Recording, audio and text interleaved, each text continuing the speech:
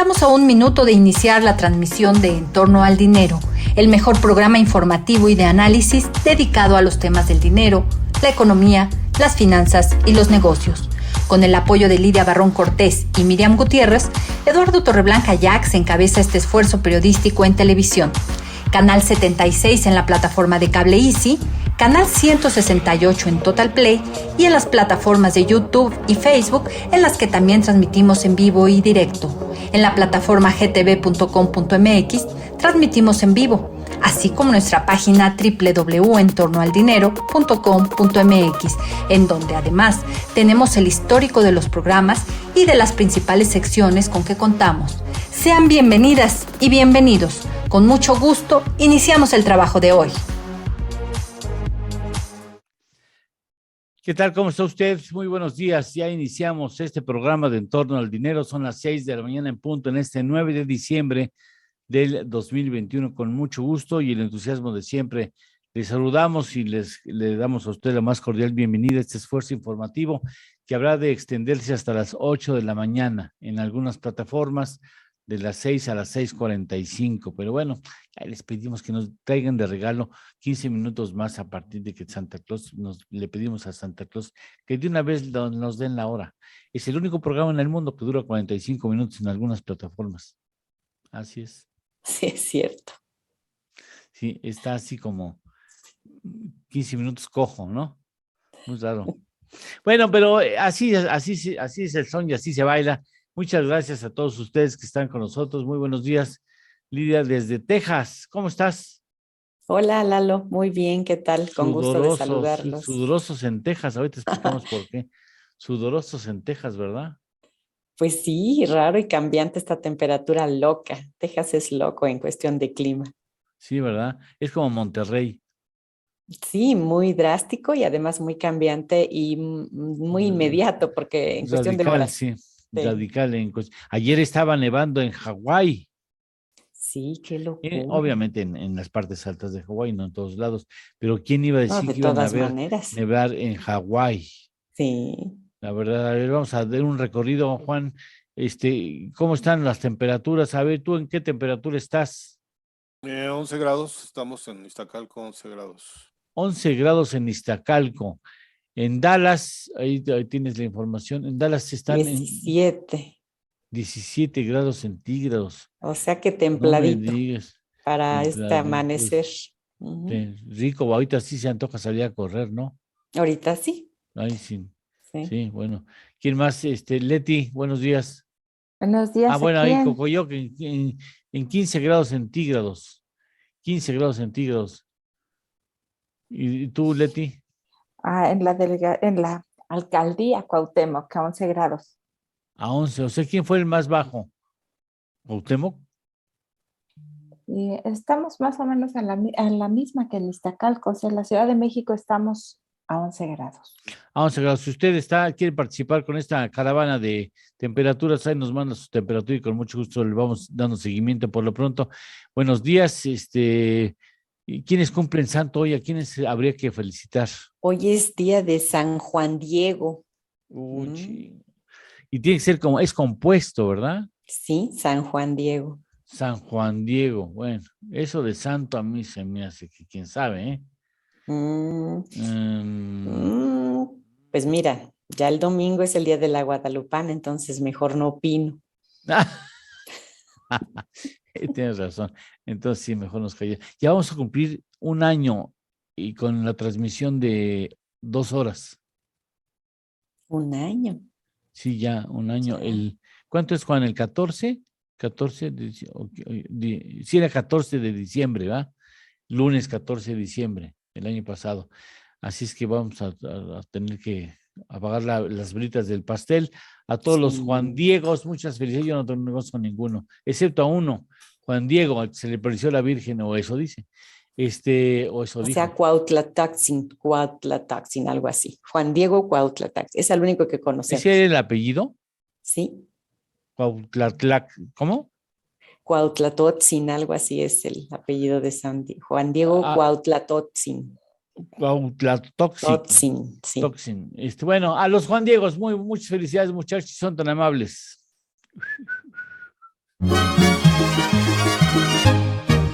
Muchas felicidades. Bueno, y la primera efeméride del día. 9 de diciembre, pero del año 2003, se celebra en todo el mundo el Día Internacional contra la Corrupción, una efeméride creada por la Organización de las Naciones Unidas con el objetivo de frenar y eliminar en todos los países miembros los actos de corrupción por parte de aquellos hombres y mujeres que se aprovechan de un cargo de poder para enriquecerse a costa de los demás. Según datos de la misma ONU, cada año se pagan aproximadamente $1 billón en sobornos. Eso sin contar que se calcula que durante el mismo periodo se suelen robar $2.6 billones mediante la corrupción. Esto implica un total del 5% del Producto Interno Bruto mundial. Imagínate. Válgame Dios. Bueno, tenemos, por cierto, los datos de la inflación. Sí, no lo encuentro. Bueno, ahorita les digo, por lo pronto, estas son las noticias más importantes con las que iniciamos este día jueves.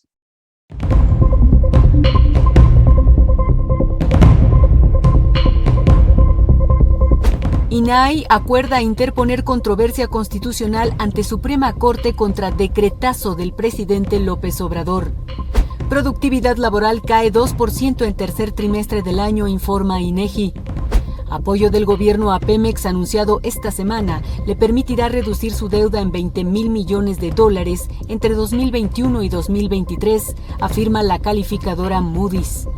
Sistema financiero mexicano es sólido, pero la recuperación económica se extenderá a 2022 a un ritmo más moderado y con cierta incertidumbre, señala Banco de México.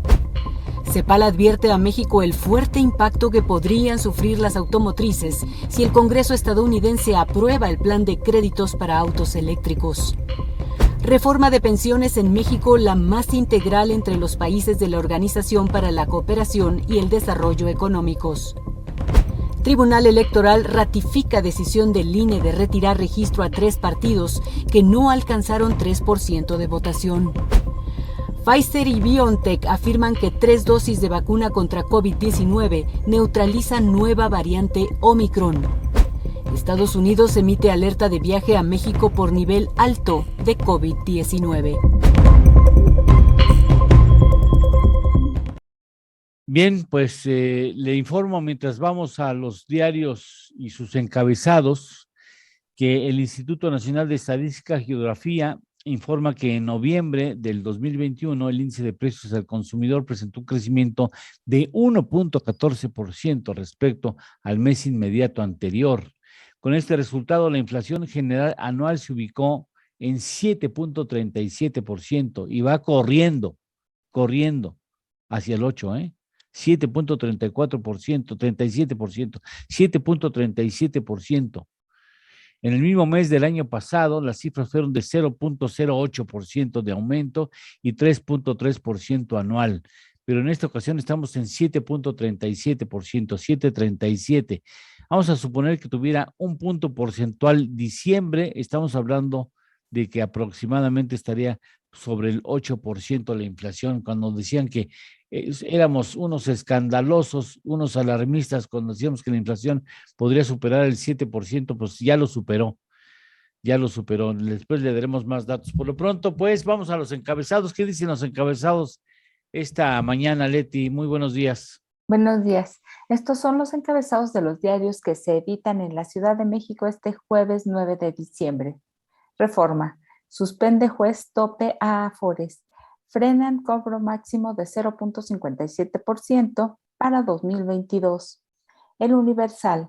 Acusan a policías de élite de Coahuila de ser un cártel. A miembros de este grupo, creado para combatir a los Zetas, se les señala de narcotráfico, desaparición forzada y homicidio, de acuerdo con las indagatorias y testimonios. Excelsior. El PRI también quiere diálogo con el gobierno. Alista su 23ª Asamblea Nacional. Milenio. Otros gobernantes de Ciudad de México traicionaron al pueblo.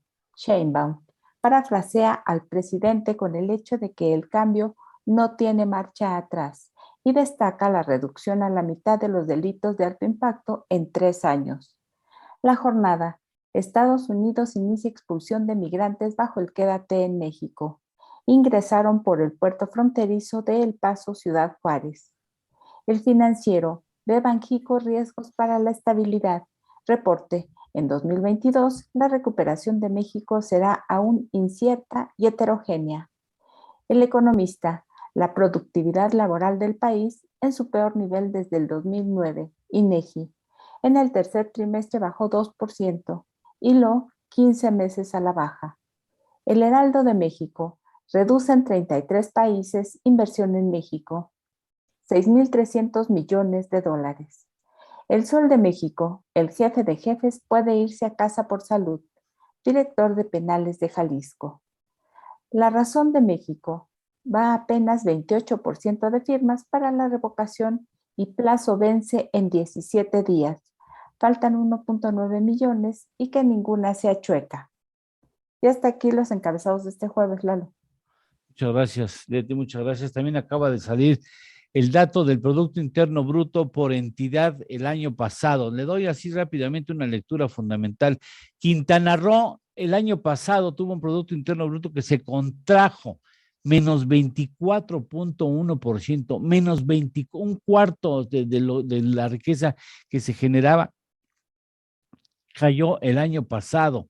Ese es 24. También Morelos menos 11%, Tlaxcala menos 12%, Puebla menos 10.9%, Coahuila de Zaragoza menos 11.4%, y hay otro alarmante, Baja California Sur menos 23.5%. Si usted muy gentilmente quiere que sepamos, que le digamos a usted cuánto se contrajo el Producto Interno Bruto de la entidad donde se encuentra o donde tiene su corazoncito, nos manda un mensaje por Facebook, nos manda un mensaje por WhatsApp y nosotros le damos lectura de cuál es el comportamiento, porque la tabla es tan grande que seguramente usted no podrá apreciarla con exactitud en su pantalla, en su dispositivo o bien en su televisión, así es que con mucho gusto lo hacemos. Por lo pronto, no sé si tengamos saludos. A ver, vamos a repasar rápidamente. Francisco, ¿tiene saludos? No. Yo sí tengo saludos, Lalo. A ver, vamos contigo. Sí, mira, nos saluda desde muy tempranito, como siempre, Francisco Castillo. Nos dice: muy buenos días, Lidia y Eduardo. Saludos desde Houston, Texas. José Enrique nos dice: muy buenos días, comunidad de En Torno al Dinero. Vale NT dice: ya es jueves, rapidísimo que se fue la semana. Dice: vámonos a correr. Ella siempre tan deportista, ¿no? Que ya se va a correr tempranito. Qué bueno. Felicidades. Así es. También nos saluda Carlos Alberto Elorza Amores. Dice: excelente jueves desde Tapachula, Chiapas. Variadito. Desde arriba hasta abajo de México. Rosa Vilchis nos dice: saludos a toda la comunidad de En Torno al Dinero. Ahí están los saludos, Lalo. Muchas gracias. Permito irme a WhatsApp también porque a veces se me pasa, pero con mucho gusto. Adolfo Villegas, muchas gracias desde la Ciudad de México. 10 grados centígrados, con entusiasmo de escucharlos, y envío un saludo al equipo de En Torno al Dinero. Adolfo Villegas, un soldado de En Torno al Dinero, un integrante fundamental de En Torno al Dinero, diría yo. David Nieto, muchas gracias, David, por estar con nosotros, muy amable, que tengan también igual jueves. El doctor Daniel Dorado, y dice: saludos ¿desde dónde tú? No, David Nieto, ya dije. Después Daniel Dorado, desde Torreón, 13 grados centígrados, están en 13 grados centígrados. Después desde Guadalajara, Roberto Arias Hinojosa, muchas gracias. Estamos a 7 grados, fíjate, 7 grados en Guadalajara. Francisco Manrique, muchas gracias. Francisco Manrique, saludos a la comunidad En Torno al Dinero. Diodoro Rivera, Francisco Manríquez, Diodoro Rivera, muchas gracias. Pendiente de tu información. Gracias, con mucho gusto. Eduardo de Jesús de Aguascalientes. Laura Mendoza, 7 grados en Querétaro. Muchas gracias. Gracias a todos ustedes. Francisco Alarcón, muchas gracias también. Vamos a una pausa y regresamos con más información. Estamos En Torno al Dinero. Son las 6:13. 6:13. Esto es En Torno al Dinero, con Eduardo Torreblanca y Lidia Barrón Cortés. Hacemos una pequeña pausa y continuamos.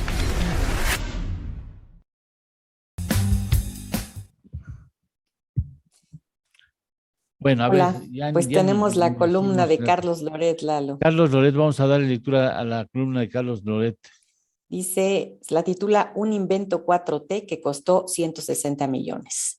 Dice, el presidente López Obrador quiso tener 3 partidos satélite más. En la elección intermedia de este año, Fuerza por México del dirigente sindical obradorista Pedro Aces, redes sociales progresistas vinculado a la maestra Elbester Gordillo y Partido Encuentro Solidario de Hugo Eric Flores compitieron por primera vez. Los 3, liderados por personajes alineados con el primer mandatario, fueron arrasados.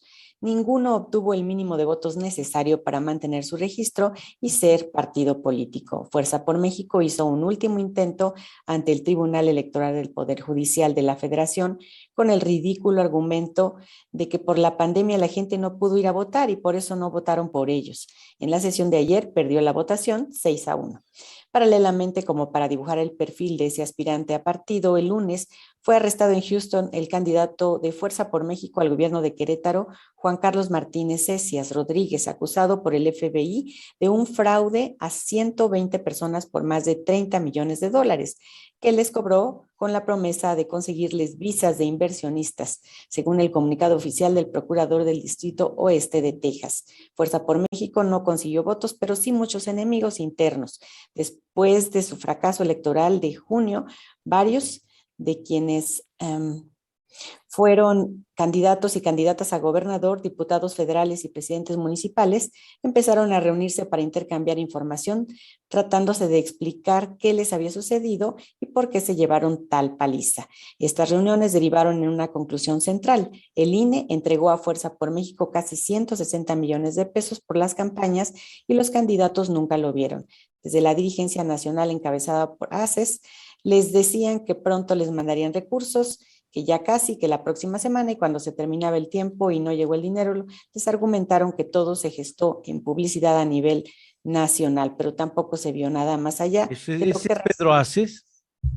Sí, Redes sociales progresistas. sí. Dirigente obrero de las simpatías absolutas del presidente de la República, pesa sobre Pedro Aces acusaciones muy delicadas de su comportamiento, para dejarla ahí nada más.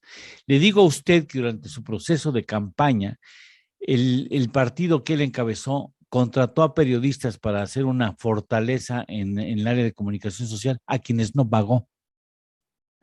Y gracias a que empezaron el golpeteo en la prensa, se les dio la mitad de lo que les debían, con amenazas de los que hablaré después. Ya estamos de regreso.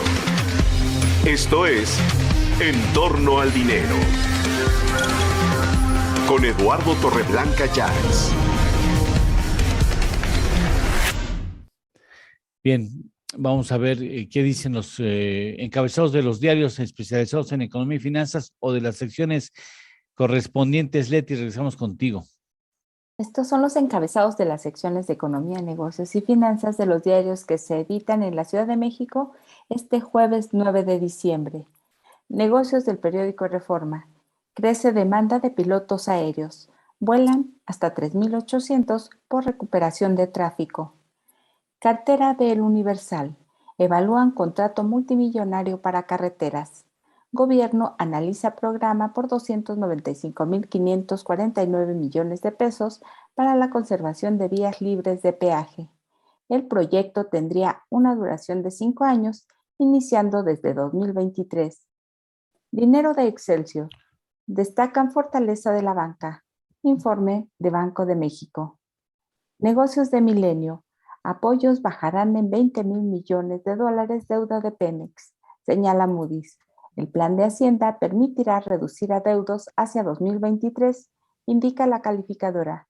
Bloomberg estima que el costo de Deer Park se disparará a más del doble por los pasivos.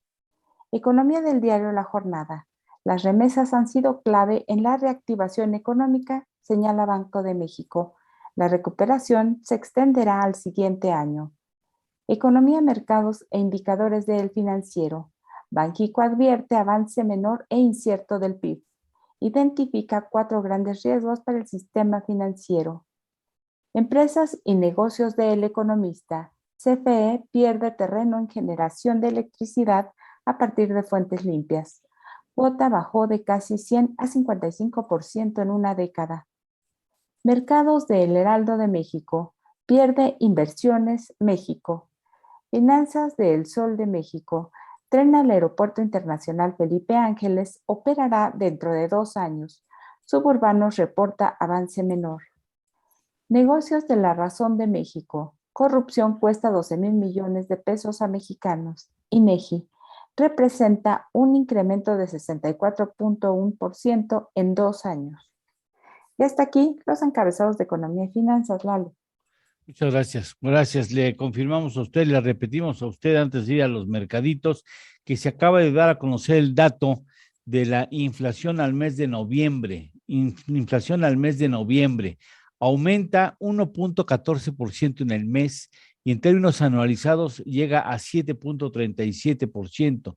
7.37%, para quien decían que nosotros éramos alarmistas cuando decíamos que era posible que estuviera arriba del 7%. Bueno, pues desafortunadamente hemos tenido hasta el momento razón.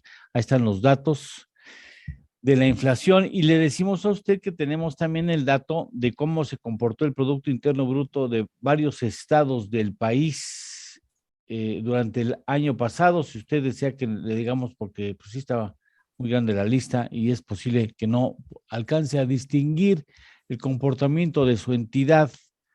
Entonces, pues si usted desea, con mucho gusto nosotros le ayudamos. Si nos dice de qué estado quiere el dato, con mucho gusto. Vamos ahora a los mercados. El mercado estadounidense cerró la jornada con ganancias. El promedio industrial Dow Jones registró un avance de 0.10% y se ubicó en 35.754.75 unidades. El Standard & Poor's ganó 0.31% y quedó en 4.701.21 unidades. El índice Nasdaq avanzó 0.64% y se ubicó en 15.786.99 unidades. El mercado mexicano concluyó la jornada también de manera positiva. El índice de precios y cotizaciones sufrió una variación de 0.27% y se ubicó en 51.056.27 unidades. En la Bolsa Institucional de Valores, el índice FTSE ganó 0.23% a 1.052.87 unidades.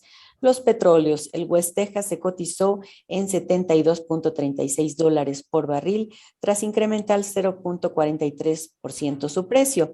El Brent del Mar del Norte se vendió en $75.82 con un repunte de 0.50%. Y la mezcla mexicana de exportación se cotizó en $67.45 por barril, tras un incremento de 0.67%. Las divisas, el dólar interbancario se cotizó en 20.96 pesos y el euro en 23.60 pesos con datos del Banco de México.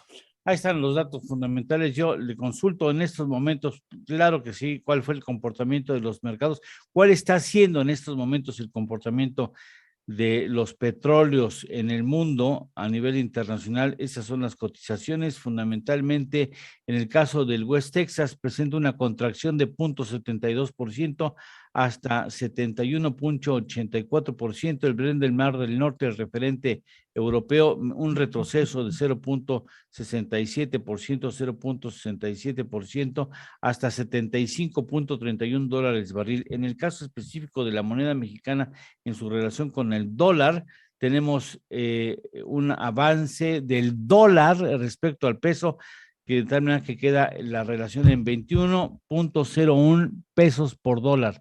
21 pesos con un centavo de dólar de peso, 21.01 pesos por dólar. Así queda la relación. Vamos a los saludos, Lidia. Nos saluda Eduardo Carriola Nava desde Laredo, Texas, y nos saluda también Jorge Vázquez. Dice saludos desde Arizona, al mejor equipo, dice al mejor equipo de información financiera. Humildemente. Sí, y fíjate qué dice, si AMLO mirara este programa, haría mejores decisiones de política económica. No, nos iría como en feria, en la mañanera nos iría como en feria. Sí, esa clase de publicidad, no, muchas gracias, no nos ayuda, no nos vería porque haría entripados y por supuesto nos calificaría de que somos unos clasemedieros neoliberales Fifís. y fifís. Bueno, pues dice que si él lo viera estaría México en un rumbo mucho mejor económicamente, lo cual agradecemos mucho su comentario. Muchos comentarios. Estimo que no nos haría caso, pero podríamos conformar un equipo interesante de asesores que pudieran darle algunas recomendaciones prácticas para que este país anduviera un poco mejor. Muchas gracias. Hacemos una pausa, son las 6:24 y regresamos aquí en Torno al Dinero. Esto es En Torno al Dinero. Con Eduardo Torreblanca y Lidia Barrón Cortés. Hacemos una pequeña pausa y continuamos.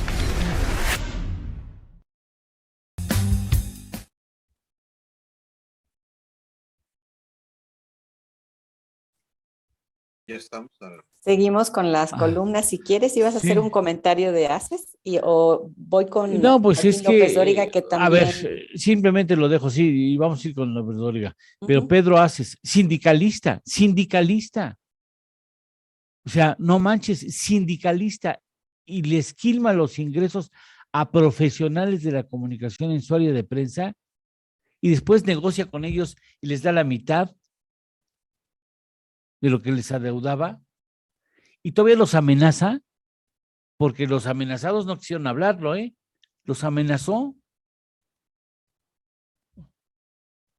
El consentido del sindicalismo oficial con ese comportamiento, o sea, sindicalista, o sea, yo no le digo que era empresario, voraz, no, sindicalista, y no le paga a los trabajadores, o sea, ¿cómo? O sea, ¿ese es el modelo de sindicalismo que quiere este gobierno? ¿Ese es el dirigente sindical consentido del presidente, al que le dice que es un gran amigo? Con debido respeto, qué barbaridad. No tienen pedacito de progenitor a quienes hacen esas prácticas. Perdóname que me enoje, pero entre ellas varios amigos nuestros que tú conoces, incluso Lidia. Ah, sí, qué barbaridad. En fin, ¿no? Una dama ahí que también conoce, que fue en otro momento trabajadora en Canal 11. No, pues son prácticas reprobables. Eso no se hace. No lo hace, no lo debe de hacer un empresario. Muchísimo ¿no? menos un sindicalista. Pero mucho menos un sindicalista. Y esas es las gentes que queremos como legisladores, como representantes de los trabajadores. No, hombre, este país por eso está cayendo a pedazos. Por eso, regresamos al aire. Ya estamos de regreso. Esto es En Torno al Dinero. Con Eduardo Torreblanca Llanes. Para entender mejor de economía. Mercado. Su objetivo es el intercambio de un determinado producto. El intercambio se produce porque existen intereses contrarios. Los principales mercados son los de bienes y servicios y los factores de producción.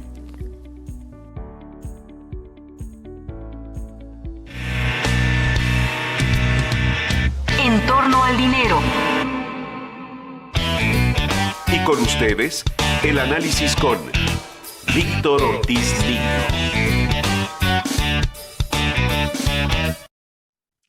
Vamos con Víctor Ortiz Niño. ¿Cómo estás, Víctor? Buenos días. Muy bien, gracias, Eduardo y auditorio. Muchas gracias. ¿Cómo ves? Acaba de salir el dato de la inflación.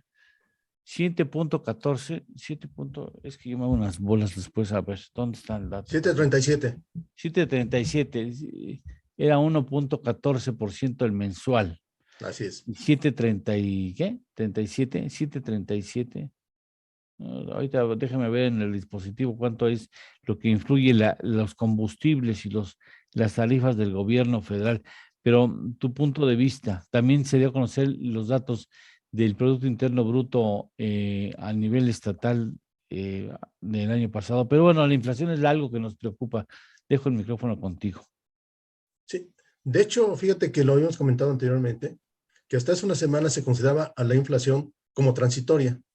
Sin embargo, ya la Organización para la Cooperación y el Desarrollo Económico, OCDE, la Reserva Federal Estadounidense y ayer también Banco de México, la consideran como un riesgo para la economía mundial y mexicana. Se está ratificando esta situación. Si vemos los datos que nos acaban de dar a conocer ahorita en el INEGI, es importante ver la composición del aumento de la inflación al consumidor durante el mes de noviembre, cuya cifra ya dijimos. Fíjense, en el caso de frutas y verduras aumentó el 17.8%, energéticos 15.4%, agropecuarios 14.36% y pecuarios 11%. Si observamos entonces el patrón, básicamente los alimentos son los que están presentando un incremento muy importante. Y esto ya lo hemos comentado, es derivado tanto de la situación nacional como de la situación internacional, donde los productos agropecuarios y de alimentos se están incrementando de forma importante. Por su parte, también otro dato que se dio a conocer fue la del productor, que creció el 9.9%, que está mayor a la de octubre, que fue del 8.5%, y la de septiembre con el 7.09%. ¿Debido a qué? A un aumento en el 13.37% en actividades primarias, 13.04% secundarias y 3.5% terciarias. Nuevamente, vemos que en la inflación al productor, lo que son los alimentos, están por delante. Ahora, la gran pregunta, Eduardo y auditores, es, ¿va a seguir esta serie de incrementos? ¿Hasta dónde llegamos? ¿O hasta dónde? Sí, claro. Aquí, desde mi punto de vista, y a lo mejor voy en contra de muchos analistas, estamos llegando a los niveles máximos de inflación. Recordemos que noviembre, diciembre y enero son los niveles máximos. ¿Hasta dónde pueden llegar? Desde mi punto de vista, este año 2021 lo cerramos sobre niveles del 7,5%, 7,8%, y a partir de ahí empezamos a tener la cima. Y después vamos a tener la baja. ¿Tú crees? Sí, concuerdo con la mayoría de los analistas y las mayores autoridades que ya en el segundo semestre del año que entra vamos a tener inflaciones. Segundo semestre. Segundo semestre. Sí. O sea, finales del segundo trimestre, principios del segundo semestre. Vamos a tener ya inflaciones aproximadamente del 4%. Entonces, la inflación va a ser esto. Desgraciadamente, si en el corto plazo no se ve una situación muy sencilla, pero en mediano plazo parece ser que ya empieza a ceder. ¿Por qué? Recordemos que la inflación es el reflejo de lo que tenemos ahorita de shock de oferta y demanda. Ha sido muy comentado. Tenemos mucha demanda y poca oferta. Sin embargo, estamos viendo que el crecimiento económico a nivel de mundial y de México se está frenando. Eso va a provocar menores presiones inflacionarias.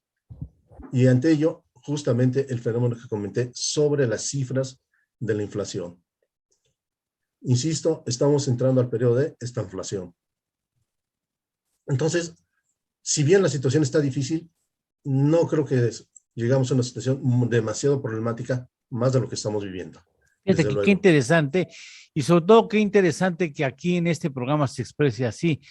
Ayer estábamos hablando con Ernesto, es que hacemos un programa con Ernesto Farrell que se llama Economía de Frente, y ayer estábamos hablando, cuando grabamos el programa para que sea transmitido hoy, estábamos hablando de que el asunto para Ernesto no es ya de estanflación, que es estancamiento con alta elevación en los precios en el mercado, en los mercados, sino de depresión, porque él en los datos que siguen Bursa Métrica afirma que el cuarto trimestre podría también ser recesivo, o sea, con resultado de signo negativo.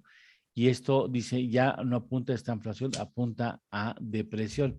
Me parece que está un poco exagerado, pero sí contrasta con tu punto de vista, con la esperanza de que hacia el segundo semestre del año próximo ya las cosas tenderían a tomar su lugar normal de inflaciones entre 3, máximo 4%, y esto implicaría también a nivel mundial, ¿no? Por lo pronto, pues ahí están los datos.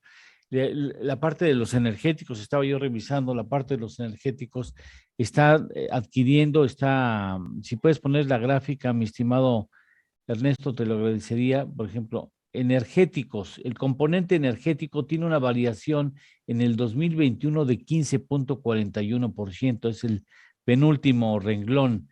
Tarifas autorizadas por el gobierno, estamos hablando de una inflación de 1.97%. Energéticos y tarifas ya combinadas, estamos hablando de 11.26%.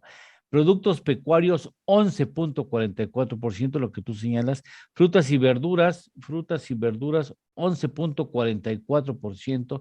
Agropecuarios, 14.36%. Ahí están las presiones. Y ahí, pues, no es tanto agropecuarios, pues es la producción nacional, ¿no? Fundamentalmente. Y las que complementas con importaciones, que ahí sí estás importando inflación, ¿no? Finalmente. Así es. Entonces, como vemos, el fenómeno básicamente está yendo por alimentos, no tanto por energéticos. Los energéticos han estado parados sobre niveles ya de $80 por barril aproximadamente, digo, en medias. Menor, sí. Entonces, pero van hacia allá, los fríos apenas comienzan, ¿eh? Sí. Vamos a ver qué tan fríos van a ser los fríos. Por eso el primer trimestre todavía vamos a tener inflación elevada, pero probablemente los crecimientos empiezan a disminuir, porque estamos llegando a topes de precio. Bien. ¿Sabes cuál es lo mejor de todo esto? Que León va a ser campeón. Eso, sabías que ibas a decir eso. Sabías que ibas a decir esa tontería. Sí, te puse el balón y lo pateaste bien, efectivamente. Lo mejor de todo esto es que el León va a ser campeón. No les caes muy bien a los amigos que están en Jalisco. Lo bueno es que yo voy a ir a San Luis Potosí, no a Jalisco. Sí, bueno. ¿Cuándo te vas? Por cierto, que vamos avisando que vas a estar fuera de circulación. No estará enfermo, estará recluido en su ranchito. ¿De cuántas hectáreas tienes en? No, es nada más como 4 calles, pero de ahí en fuera no es ranchito. ¿4 calles? Ah, ¿verdad? No, es una casa. Es una casa sencilla y humilde. Muchas gracias. Pues ojalá suerte al campeón. ¿Cuándo comienzan las hostilidades balompédicas? Hoy a las 9 de la noche. ¿Hoy? Hoy no duerme. Hoy no duerme el señor. No, definitivamente. No. Es Víctor en León. Ortiz Niño. El partido es en la Madriguera de León a las 9 de la noche. Bueno. Y vamos a rematar el domingo a la guarida de los zorros. Y ayer jugó la selección, ¿eh?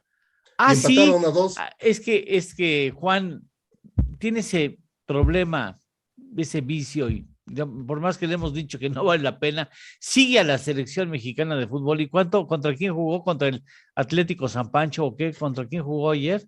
Contra Chile. Ah, Chile. Se presta mucho a muchas cosas, pero a ver, dime, ¿y quién ganó? Quedaron 2-2, quedaron empatados. ¿Y jugaron bien los niños o otra vez? Sí, más o menos bien, estuvo forzado, presionado el partido por ambas partes, pero sí, al final iba ganando México y al final Chile empató 5 minutitos antes de que terminara el partido. ¿Le van a perdonar la vida al entrenador? A mí me parece una buena persona. No, pero estuvo bien, era un equipo, era un partido amistoso, era para probar a la nueva generación de futbolistas que vienen ya jugando, ¿no? Bien, pues muchas gracias, Juan, por el reporte balompédico en estos momentos. Oye, Lalo, fíjate que en Estados Unidos se suspende todo para empezar a ver esas justas deportivas. Nada más quería comentar que hasta los noticieros cambian de horario cuando hay partido. Ay, no inventes. Sí, es que además se jugó en Austin, Texas. Es que es un chorro de lana, o sea, sí, es un chorro de dinero. Sí. Se llenan los estadios. Se llena. Gritan así,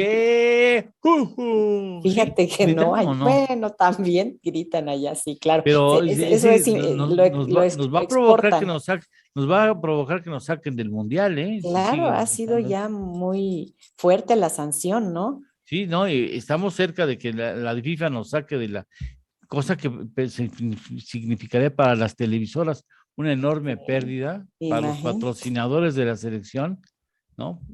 Y para la televisión mexicana de fútbol. Por eso todos los partidos se hacen en Estados Unidos. Porque ahí sí hay money. ¿Cuánto cuesta un boleto? Pues puede costar hasta 200, $150, $200, sí. ¿Cuánto es $200? Bueno, 4,000 pesos, más de 4,000 pesos. Cuando juega la selección mexicana, bueno, no te quiero contar, que claro que los precios son elevados y la gente lo paga, por supuesto. Sí, va y le echa ganas, en fin. Bueno, hemos terminado con esta sección deportiva involuntaria. Muchas gracias, Juan. Gracias, Víctor Ortiz Niño. Muchas gracias. Gracias, nos vemos el próximo martes. Suerte. Que jueguen bien. Muchas gracias. Gracias, Lidia. Tú tienes saludos. Nos quedamos contigo, Lidia. Tengo saludos. José Antonio Carvajal Alonso dice desde el municipio de Calvillo, abrazos para el equipo de En torno al dinero. Nos saluda también Francisco Castillo, José Enrique, Carlos Alberto Elorza, Eduardo Carriola Nava y Jorge Vázquez, saludos desde Arizona. Muchas gracias. Bueno, si usted quiere que le digamos cuál fue el comportamiento del Producto Interno Bruto de la entidad donde nació o donde se encuentra, nos dice, por favor. Aquí hay otro comentario. Francisco, pues ya lo lees tú, ya te escuchas, ¿no? Sí, buenos días a todos, ya tengo audio. Tenemos un comentario que dice, buenos días, pues será el sereno, pero también el frío ya no lo hacen como antes. Llevo años en que ya no saco mis cobertores para pasar la noche. Y aquí hay gente que no cree en el calentamiento global. Saludos, Enrique Acevedo desde Zapopan, Jalisco. Bien, muchas gracias. Hay otro comentario, dice, hoy se habla mucho de que sube la inflación, ¿no? Sí, es otro comentario de Enrique Acevedo que nos dice, hoy se habla mucho de que sube la inflación o baja la inflación, pero mucha gente piensa que cuando se dice que baja la inflación, van a bajar los precios también. Hay que aclarar que si baja la inflación, lo que baja es la velocidad de aumento de los precios, pero no los precios, los cuales siguen subiendo. Cuando bajen los precios, la inflación deberá ser negativa. Es el comentario que también nos manda Enrique Acevedo. Muchas gracias, Enrique. Vamos a una pausa, 6:40. Regresamos. Esto es En torno al dinero. Con Eduardo Torreblanca y Lidia Barrón Cortés. Hacemos una pequeña pausa y continuamos.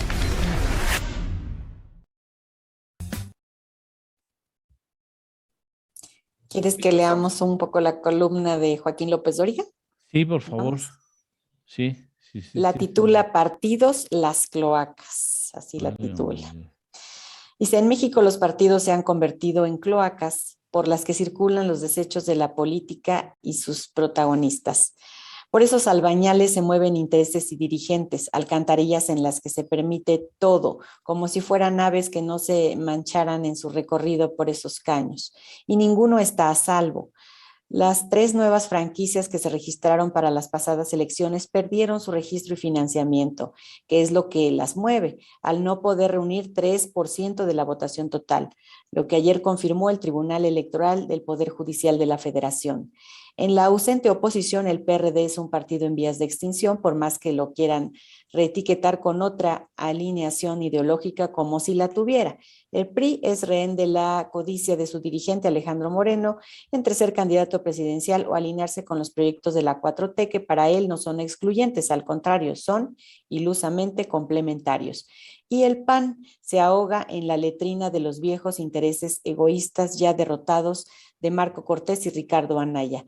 Movimiento Ciudadano sigue siendo una incógnita a despejar, aunque tengo claro que su dueño, Dante Delgado, es el más inteligente y sagaz de sus pares, que sabe lo que quiere, a dónde va y cómo llegar. Y Morena es un movimiento incapaz de erigirse en partido político, sostenido por el liderazgo de Andrés Manuel López Obrador. Así, los mexicanos estamos atrapados en una democracia sin partidos. Lo que es una negociación, no hay democracia sin partidos, trampa de la que somos damnificados y sin rescate a la vista.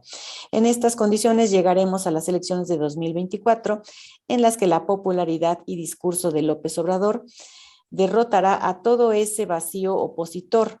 Solo quedamos los ciudadanos, dice Joaquín López Dóriga. Lalo. Bueno, pues ahí está el dato. La verdad es que los partidos políticos apestan en México. Qué triste, ¿no? Es una pena. Sí, pero nadie, pocos tenemos que poner un sondeo entre nuestros televidentes, si ellos se sienten cómodos con la calidad de partidos políticos que tenemos en México. La verdad, apestan. Y hay gente muy capaz, hay gente muy talentosa y gente muy bien intencionada, con un compromiso claro hacia el país, pero los partidos políticos, bueno, lo que le platiqué de Pedro Aces, la verdad es que habla por sí solo. Lo dibuja de manera perfecta, ¿no? Y yo creo que, qué pena, regresamos al aire. Ya estamos de regreso. Esto es En torno al dinero. Con Eduardo Torreblanca Llanes.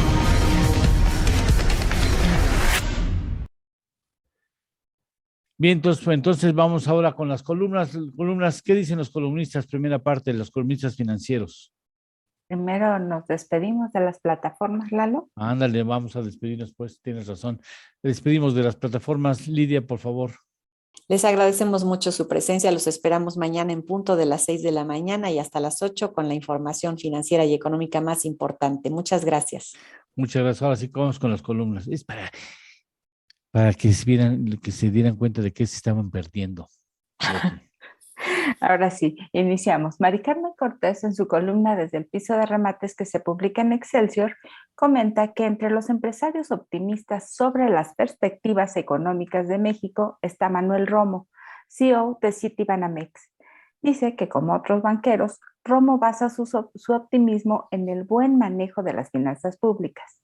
Y en efecto, al no haber otorgado estímulos fiscales a empresas para que enfrentaran la crisis por la pandemia en 2020, ahora México está en una posición envidiable, no solo frente a otros países de América Latina, sino también entre los miembros de la OCDE, porque no incurrió en un déficit fiscal y mayor endeudamiento, que es también una de las razones por las cuales todas las agencias evaluadoras, pese a la elevada deuda de Pemex, ratificaron la calificación de la deuda soberana.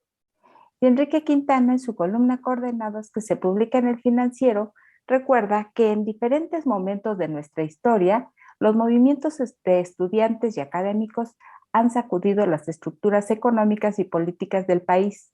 El caso más claro ocurrió en 1968. Hoy, el descontento estudiantil ha surgido en una institución pequeña pero influyente, el Centro de Investigación y Docencia Económicas, el CIDE, pero el ataque desde el Poder Ejecutivo no se ha limitado a ese centro. El presidente de la República ha expresado que aún la UNAM se ha aburguesado y se ha alejado de lo que él denomina el pueblo.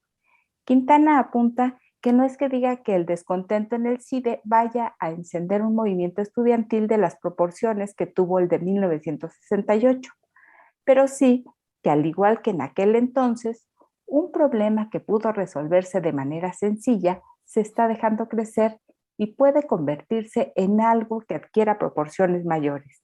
Quintana refiere que hay quienes han dicho que el caso del CIDE es un laboratorio, que el gobierno federal está calibrando la posibilidad de descabezar a las instituciones académicas que considera que generan corrientes opositoras.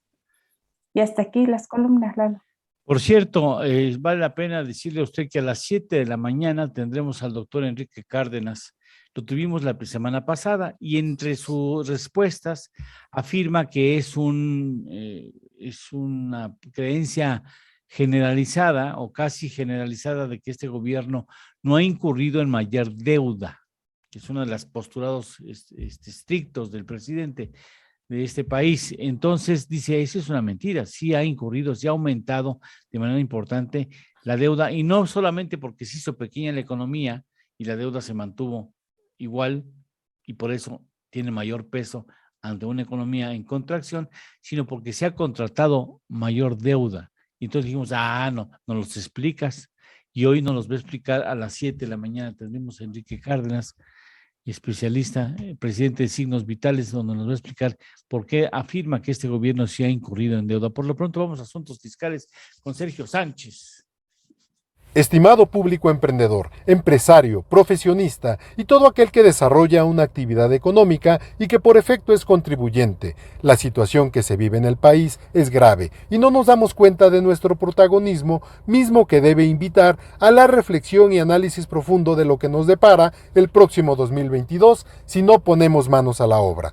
Debemos invertir en nuestro país, generando empleos y propiciar una economía que nos permita contribuir de acuerdo con las disposiciones fiscales vigentes, pero no permita nunca que se ejerza coacción alguna para poder llevar a cabo el cumplimiento de esas obligaciones fiscales. La fiscalización ya está presente y hemos atendido casos en los que lamentablemente los contribuyentes se han tenido que financiar para salir adelante de compromisos no solo personales, sino también de sus propios negocios, y hoy la autoridad les está exigiendo el cumplimiento de esas obligaciones fiscales a un costo verdaderamente alto y que, siendo una necesidad para seguir comercializando los bienes y servicios, deben contratar financiamientos o pedir prestado y, en su caso, convenir con la autoridad plazos para realizar los pagos. Pero si a todo esto le agregamos los costos, no solo económicos, de tiempo y de estrés, la factura es cara. Sin contar con el que no le hayan suspendido su certificado de sello digital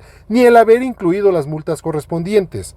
Estamos a pocos días de esa fecha en la que los propósitos y los buenos deseos imperan, pero las acciones siempre quedan en eso, por lo que hoy, en este comentario, solo le invito a reflexionar, compartiendo la experiencia de otros que se han acercado a un servidor a solucionar todo aquello que pudo haber sido evitado y se hubiera llevado una planeación de forma responsable, el cumplimiento de algo que debe formar parte de nuestra cultura, porque de lo contrario estaríamos actuando como nuestro gobierno, en contra de nosotros mismos. Hay mucho por hacer y vale la pena invertir en nuestros negocios, nuestro país y sobre todo en el futuro. Mucha razón, muchas gracias. Bueno, Eduardo de Jesús de Aguascalientes, envíame el Producto Interno Bruto en Aguascalientes. A ver, te lo digo de una vez, a ver, ponlo ahí, mientras que yo trato de localizarlo en nuestro chat. Ernesto, si eres tan amable, por aquí está, de Aguascalientes. De Aguascalientes, el Producto Interno Bruto de Aguascalientes, menos 8.2%. Con mucho gusto, ya satisfecho, Eduardo. De Aguascalientes, Jorge Wisniewski, muchas gracias. ¿Cuál es la inflación de Querétaro? No, pues la inflación de Querétaro no sé, pero del Producto Interno Bruto de Querétaro, Laura Mendoza está por ahí, Querétaro, menos 9% del año pasado, menos 9%, ¿no? Pues sí. Inflación, pues la general, ¿no? Jorge Wisniewski, ya está, ya dijimos. Después, rápido, perdón, me presiono. Sergio Analco, Chefrío, dice Chefrío. Estamos a menos 1 grado centígrado, menos 1 grado centígrado. Sergio Analco, ahora sí, Sergio, a ver, salta a correr con shorts, ¿no? Híjole, Sergio, ahora sí está grueso. A menos 7 grados bajo cero, desde Calgary, Canadá. Les vamos a dar una fotografía, a ver si me apuro. ¿Tienes saludos? Solamente de Andrés Gutiérrez, que dice costo, pero ¿a qué? No sé si dice costo, pero ¿a qué? O dice costó, pero ¿a qué? Despierto. No sé si le costó trabajo despertarse o pregunta de costo, pero ¿a qué? No sé, no le entendí mucho. Y también nos saluda Pedro Laverde desde Querétaro. Mira, vamos a mandarles a ustedes rápidamente, a ver, Ernesto, ahí mandé la fotografía desde Calgary. ¿Vieras qué bonita fotografía? Entonces, estar más acostumbrada ya en Texas, ¿no? Mira qué foto tan hermosa. Sí.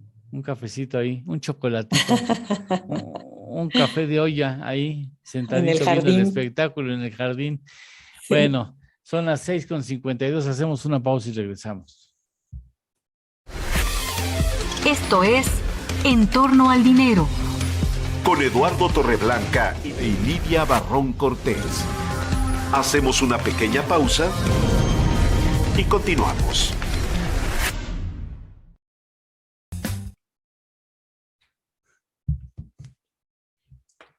A ver, nos hemos prestado ahorita.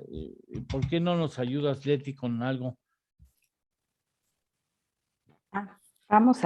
Si quieres, vamos a leer la columna de Sergio Sarmiento, Jaque Mate, sí. En Reforma. Sí, está buena. Titula La 4T contra el INE. Sí. La Cuarta Transformación ha tratado de presionar y exhibir al Instituto Nacional Electoral. El presidente López Obrador lo ha descalificado una y otra vez. Y Sergio Sarmiento refiere varias descalificaciones de personas como Félix Salgado, Mario Delgado. Dice, sorprende esta campaña contra el árbitro electoral. El INE llevó el proceso que concluyó en el triunfo de López Obrador en 2018 y también de 2021 que saldó con victorias de Morena y sus aliados del Partido Verde y el PT en 12 de 15 estados. No se puede acusar al INE de ser enemigo del régimen como pretenden el presidente y sus aliados. Más que eso, solo desde que hemos tenido el INE y a su predecesor el IFE, hemos podido vivir la alternancia de partidos en el poder. Claro. Pero quizás ese es el problema. La izquierda exigía reglas más justas que permitieran la alternancia cuando se encontraba en la oposición, pero Morena ya está en el poder y la alternancia no le resulta tan atractiva. Mientras el INE sea independiente, la posibilidad de una derrota estará presente. Y más adelante dice, en política los odios se cobran en el presupuesto y eso ha hecho la Cámara de Diputados, dominada por la 4T. Para 2022, los diputados le hicieron un recorte de 4.913 millones de pesos al INE. La institución está recurriendo a una controversia constitucional ante la Suprema Corte, argumentando que el recorte pone en riesgo sus responsabilidades legales, entre ellas la consulta de revocación de mandato que quiere el presidente y que por sí sola tendría un costo de 3.830 millones de pesos. Dice que hay algunos precedentes jurídicos que tendrían que considerar los ministros. Este 7 de diciembre, por ejemplo, la Corte resolvió otra acción de inconstitucionalidad que invalidó un recorte de 67% en el presupuesto de la Comisión de Derechos Humanos de Morelos, ordenada por el gobierno de Cuauhtémoc Blanco. Y dice, en el caso del INE, sin embargo, la Corte sufrirá presiones mucho mayores. Para el presidente, debilitar al INE o tomar control de la institución es una prioridad. Por eso, lo presiona para realizar la consulta. Regresamos al aire. Ya estamos de regreso. Esto es En torno al dinero. Con Eduardo Torreblanca Llanes. Vamos a la segunda parte de las columnas financieras. ¿Qué dicen? Darío Celis, en su columna La Cuarta Transformación que publica El Financiero, sostiene que el gobierno de la Ciudad de México no ha analizado todas las implicaciones de la contribución de 2% a las plataformas digitales especializadas en el envío de alimentos y otros productos. Además de desincentivar la innovación tecnológica, el virtual impuesto afectará a las pequeñas y medianas empresas, canibalizará otros gravámenes y no generará actividad económica adicional. Cada peso recaudado por la Ciudad de México saldrá muy caro, ya que toda la cadena de valor, le hace plataformas, repartidores y restaurantes, incluido hasta el SAT, terminarán perdiendo. La estimación es que por cada peso recaudado, la dependencia que comanda Raquel Buenrostro dejará de ingresar 1.40 pesos. Mario Maldonado, en su columna Historia de Negocios que publica El Universal, señala que los cambios en el Gabinete de Salud y la distribución de medicamentos que ordenó Andrés Manuel López Obrador, lejos de combatir la corrupción, la están fomentando, pues el presidente desconoce cómo se mueven los hilos en el ISSSTE y en Birmex, las instancias donde realizó los movimientos. Y Alberto Aguilar, en su columna Nombres, Nombres y Nombres, que se publica en El Sol de México, comenta que otro rubro que padeció el rigor de la pandemia es el editorial, cuyas ventas cayeron 25% en 2020, aunque ya para este año gradualmente ha mejorado y se cree pudiera rebasar la facturación de 2019. Dice que esta es otra industria que resintió la falta de apoyos fiscales y por ello unas 30 editoriales debieron suspender actividades y 11 cerraron. Y hasta aquí las columnas, Lalo. Muchas gracias, gracias Leti, gracias. Hamlet González nos habla hoy de los impuestos que genera los depósitos en efectivo, específicamente habla de depósitos de 15,000 pesos, pero vamos a escucharlo. Buenos días, Hamlet.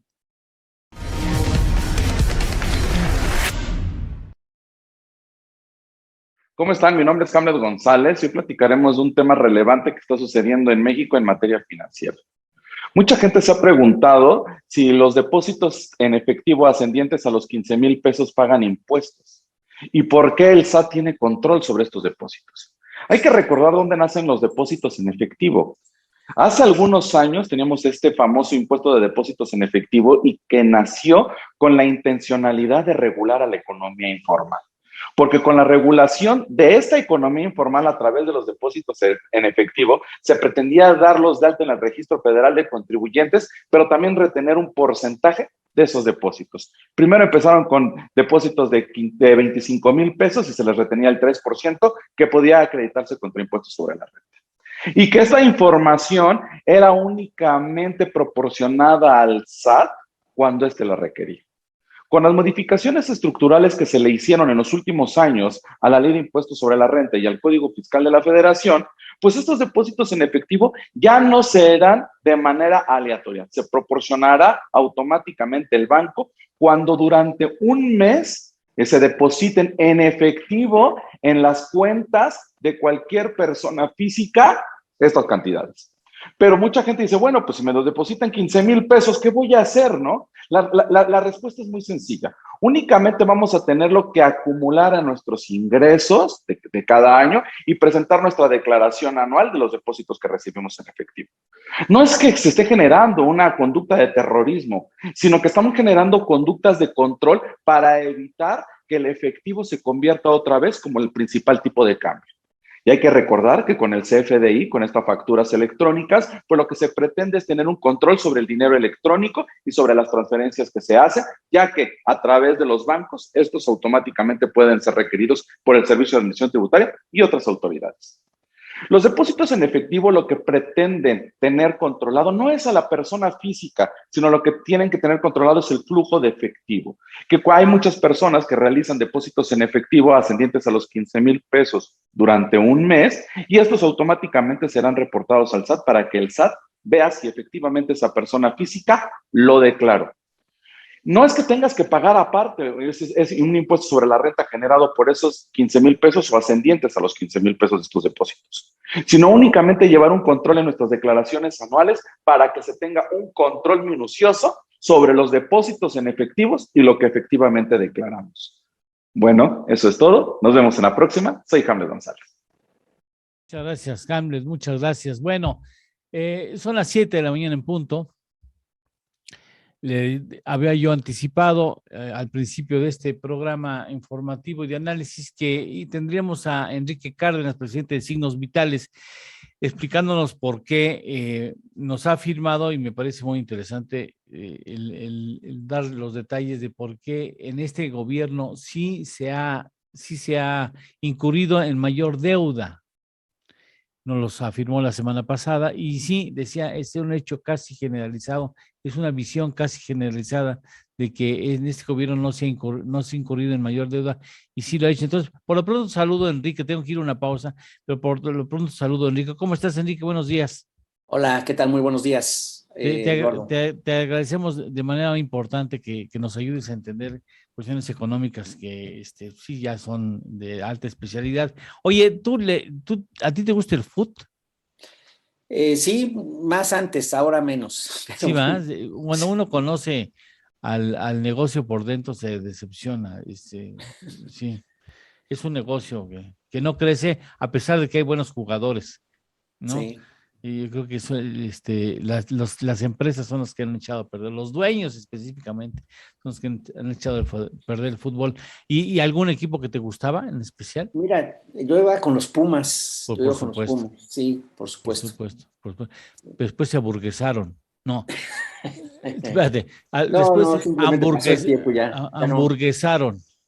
No, ya no. Ya pasó el tiempo simplemente. No, pero es un buen equipo. ¿Fuiste al estadio? ¿Llegaste a ir al estadio? Jugué en el estadio varias veces, en el Estadio Azteca. ¿Tú jugaste? Sí, te platiqué. Sí, claro. ¿Y qué posición? Era yo portero. ¿Eras portero? Portero. No me digas. Soy chaparro y todo, pero sí era yo el portero. Bueno, Toño Mota, ¿te acordarás de Toño Mota? Era un portero chiquitito. El Piolín, le decían el Piolín. Sí, así es. El Piolín. Jugaba para el Oro. para el Oro y luego el León, ¿no? Creo que estuvo. Si no Sí, me creo que equivoco. sí. Y era buenísimo, un buen portero, Muy y bueno. era chaparrito. Bueno, Jorge Campos tampoco es muy alto, ¿no? Tan alto, digamos, como otros. Es peculiar, es pintoresco, ¿no? Pintoresco, sí, sí, sí. Pero bueno, mira, qué barbaridad. ¿Y qué se siente tú? No, pues jugar en esos estadios. Voy a ver si tengo aquí una foto donde salgo ahí en el Azteca, imagínate. ¿Sí? De niño, como de 8 años, no sé, 10 años. Qué padre, qué padre experiencia. Déjame ir a una pausa y empezamos con este tema, ¿no? Sí, claro. De este gobierno, ¿verdad? Gracias, son las 7:03. Sí, cómo no. Esto es En torno al dinero. Con Eduardo Torreblanca y Lidia Barrón Cortés. Hacemos una pequeña pausa y continuamos. ¿Y qué te hizo dejar el fútbol? Pues yo ya me dediqué a otra cosa, ¿no? A estudiar, en el ITAM pues no había deporte realmente. ¿Tú estudiaste en el ITAM? Sí. Hombre. Sí, solamente los cerebros consagrados. No. Estudian en el ITAM. Ahí es Valeria Moy, ¿no? Sí, también ella estuvo allí mucho tiempo después que yo. Pero sí, efectivamente.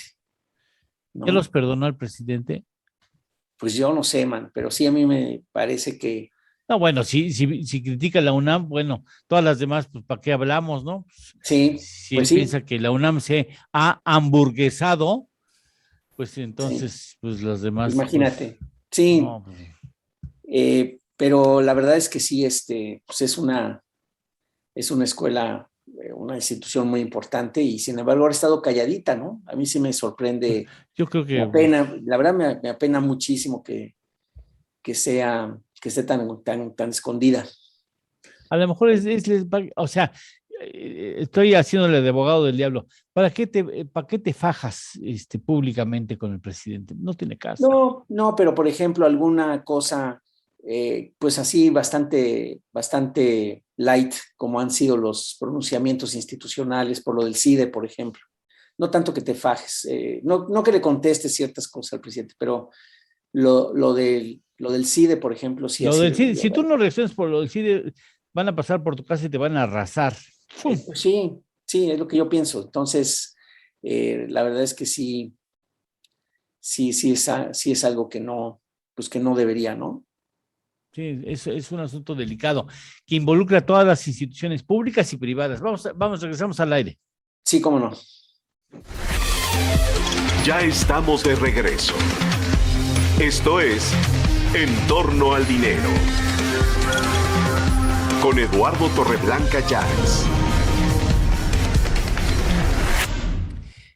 Es posible que usted tenga la impresión que yo tenga y que hemos comprado, porque pues, nos ha resultado quizá cómodo pensar que este gobierno no ha incurrido en deuda, porque cada que puede, el presidente lo echa en cara, o sea, lo afirma que él no va a incurrir en el error que cometieron otros gobiernos que sobreendeudaron al país. Y incluso a nivel internacional se tiene la idea de que este gobierno no ha contratado más deuda, o quizá haya crecido por el efecto de la disminución del tamaño de la economía y la deuda, pues en esa proporción es más grande. Pero nos encontramos con Enrique Cárdenas, doctor, que le sabe esos asuntos, y nos dijo que no, que esto es mentira, es una creencia equivocada. Y le pedimos la semana pasada que en esta semana nos explicara por qué afirma eso, y me traigo muchas ganas a tu comentario y escucharte y aprender de lo que nos digas. Enrique, adelante, por favor. Pues, muchas gracias, Eduardo. Mira, en realidad no es una cosa muy extraña, ni mucho menos. Simplemente uno puede mirar los saldos históricos de los requerimientos financieros del sector público, que es la definición más amplia del endeudamiento, y uno puede ver cómo ha ido creciendo en los últimos 3 años, que había crecido antes, no digo que no, había crecido mucho con Enrique Peña Nieto, había crecido mucho más que ahora, sin duda, pero en los últimos 3 años ha aumentado el saldo en 30%. ¡Órale! Y esto, si es, pues digo, para mí me parece que es mucho. Hay quien me ha dicho, bueno, pero no es tanto. Pues mira, si es el saldo de la deuda, pues no es poco, porque ya lo que es el flujo se vuelve varios cientos miles de millones, ¿no? Entonces, sí me parece que ha ido creciendo en este último año, en términos reales aparente, digamos, menos por la cuestión de la inflación. En términos nominales creció entre mayo y mayo del 20 al 21 5%. Claro, con la inflación, según esto, pues es menos. Y hay también quien dice que y con razón, que la caída del PIB fue lo que hizo que aumentara mucho en términos porcentuales como el PIB, lo cual también es cierto. Es decir, al contraerse el Producto Interno Bruto en el 2020, 8,5%, pues evidentemente la proporción de la deuda aumentó muy significativamente hasta por ahí del 51%. Ahora, si tú ves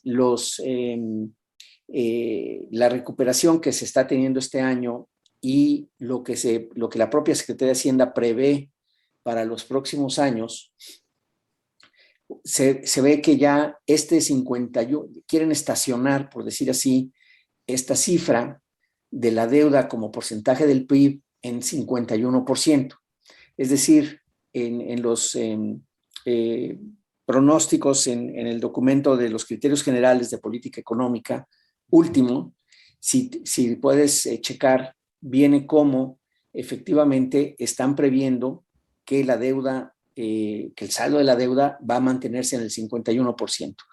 Si fuera eso de a de veras, que yo también lo dudo, yo creo que va a ser mayor que el 51%, en parte porque el PIB no va a crecer y en parte porque la deuda está, digamos, las finanzas públicas se están estrechando y por lo tanto el gobierno va a tener que recurrir a endeudarse. Entonces, si el propio gobierno ahorita está previendo 51% del PIB, cuando al final de Peña Nieto andaba por 34, por 40 y 34, 44, sí, como 44, 45%, quiere decir que vamos a terminar sin bien nos va, en un aumento de 7 puntos porcentuales del PIB. Para que nos demos una idea, en el caso de Peña Nieto, en su gobierno, el endeudamiento aumentó 10 puntos porcentuales del PIB en los 6 años. Entonces, si nos va bien, vamos a haber aumentado como un 7% el endeudamiento como porcentaje del Producto Interno Bruto, lo cual quiere decir entonces que pues tuvimos un crecimiento de ese endeudamiento, pero sobre todo con una tendencia negativa en las finanzas públicas en términos de que se están, como digo, estrechando. Aquí tú has hablado en tu programa y mucha gente también ve, Carlos Ursúa, por ejemplo, que los ingresos están, si bien aparentemente han aumentado a la par de lo que se necesita con el gasto, vemos que esos ingresos han dependido a veces en los fondos que ya existían y que se han ido agotando con el tiempo, a veces, fondos de diferentes tipos, incluyendo los fideicomisos, y por el otro lado también que los ingresos muy extraordinarios, digamos, que hubo de los grandes contribuyentes en el primero y segundo año de gobierno, pues ya se cobraron, digamos, ¿no? Ya no se van a repetir. Ya no se van a repetir de esa magnitud. Y por lo tanto, y eso por el lado de los ingresos. Y por el lado de los egresos, pues sabemos que las pensiones están demandando cada vez más recursos, el aumento en las tasas de interés pues va a generar también un servicio a la deuda mayor y por lo tanto necesidad de mayores flujos.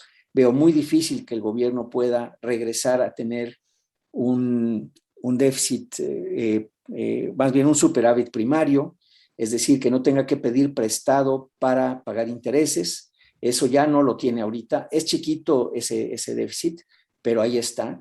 De modo que, por un lado, uno ve que se está estrechando las finanzas públicas, que seguramente van a requerir deuda, y por otro lado, el crecimiento del producto se ve que está, y ya lo estamos viendo, pues mucho menor del que se quisiera tener. Es decir, los pronósticos ya para el 2021 pues ya están más cerca del 5 que del 6, ¿no? Por ciento que se decía, o sea, nos vamos a quedar bastante atrás en términos pues de lo que cayó el año pasado. O sea, la recuperación, si acaso, vendrá a fines del 22, quizás hasta el 23, y por lo tanto entonces tenemos que esta cifra de endeudamiento entre la capacidad de producción, que de alguna manera lo que te dice, Eduardo, es qué tanta capacidad de pago tienes como economía, ¿no? Entonces, si el PIB deja de crecer,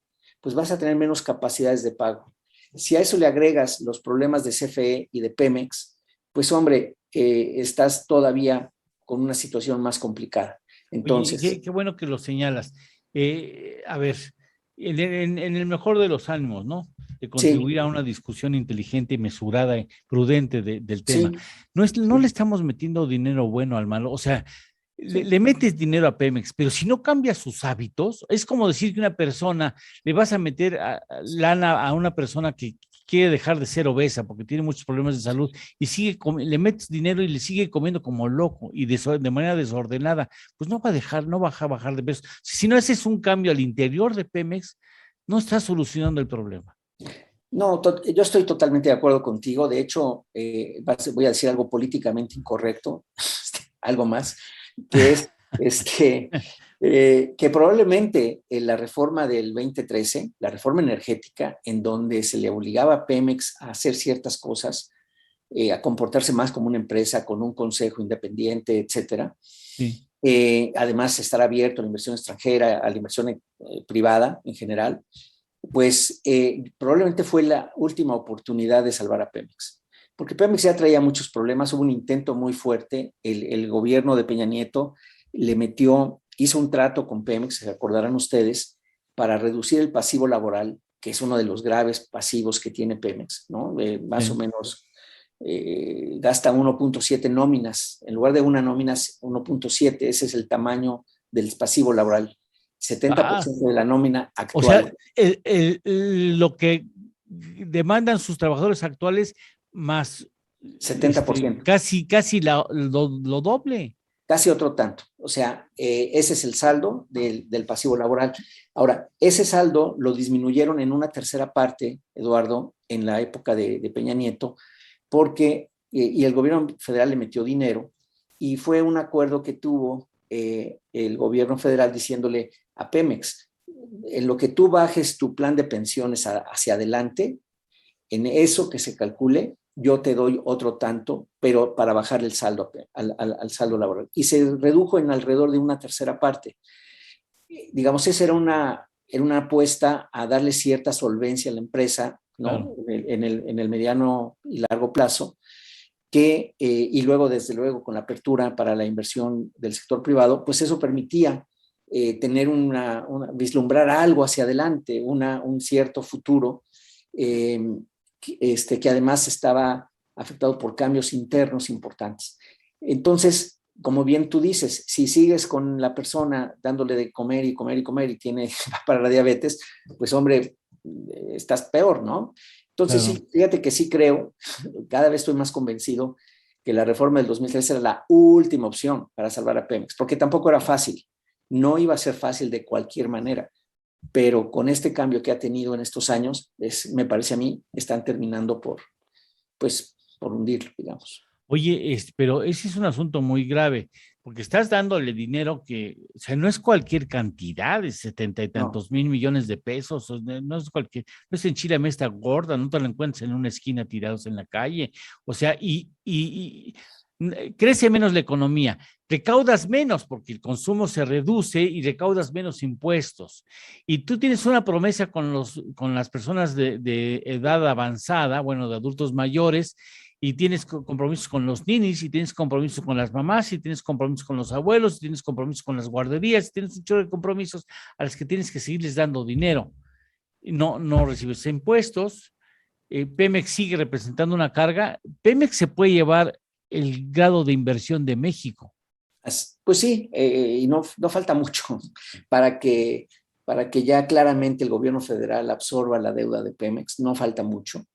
Y esto pues va a poner pues en mayor dificultad la calificación del país. Por eso Pemex también sobrevive y por eso es que le están prestando a Pemex, pues porque como quiera México está detrás, pero sí podría, digamos, no es una buena perspectiva. Como dicen las calificadoras, la perspectiva es negativa. Yo creo que sí es claramente negativa. Ha sido benévolo quizás el gobierno, pues, las calificadoras, pues porque ven que el gobierno pues no ha dudado en ponerle dinero, ¿no? Desde el punto de vista de que van a cobrar su deuda, pues le está diciendo el gobierno, no te preocupes, aquí estoy yo. Pero en realidad yo creo que sí es lo que tú mencionas, se le está echando dinero bueno al dinero malo. Oye, a ver, como ciudadano lo digo, yo tendría que ver hacia adelante. Mi obligación como capitán de este barco es ver hacia adelante, ¿no? O sea, claro, no ver las narices del vidrio que me separa con el medio ambiente, sino ver más allá, ver hacia el futuro. Y eso obligaría a decir, a ver, tenemos que reactivar la economía. Jonathan Heath lo puso en un Twitter, tenemos que urgentemente que reactivar la economía, porque está en picada, va en descenso la actividad económica nacional. Ya sé que no es fácil, pero es fácil hacerlo, es fácil retomar. Yo diría, a ver, siéntense, ¿qué hacemos? O sea, ustedes son los que saben de economía, ¿qué hacemos para reactivar la economía? Pues sí. Mira, Eduardo, yo creo que la respuesta en este caso no es tan difícil, pero lo que sí la veo es que es lo más improbable que vaya a ocurrir. Porque lo que se requiere, a mi modo de ver, es que se necesita un cambio de timón. O sea, un giro. Por ejemplo, un giro. ¿En qué sentido? Por lo pronto, la reforma energética, esta constitución que se quiere hacer, que claramente la desecharan, mejorar las perspectivas de Estado de Derecho, no meterse, digamos, a ponerle más incertidumbre a la inversión privada y no arreglar. Apenas ayer leí que Constellation Brands iba a poner... Se van a Veracruz. Se van a Veracruz, pues sí, pero ya le diste un fregadazo cuando ya estaban a punto de entrar. O sea, eso porque se arreglaron, ¿no? Pero ¿qué tal que otros pues no se arreglan con el gobierno?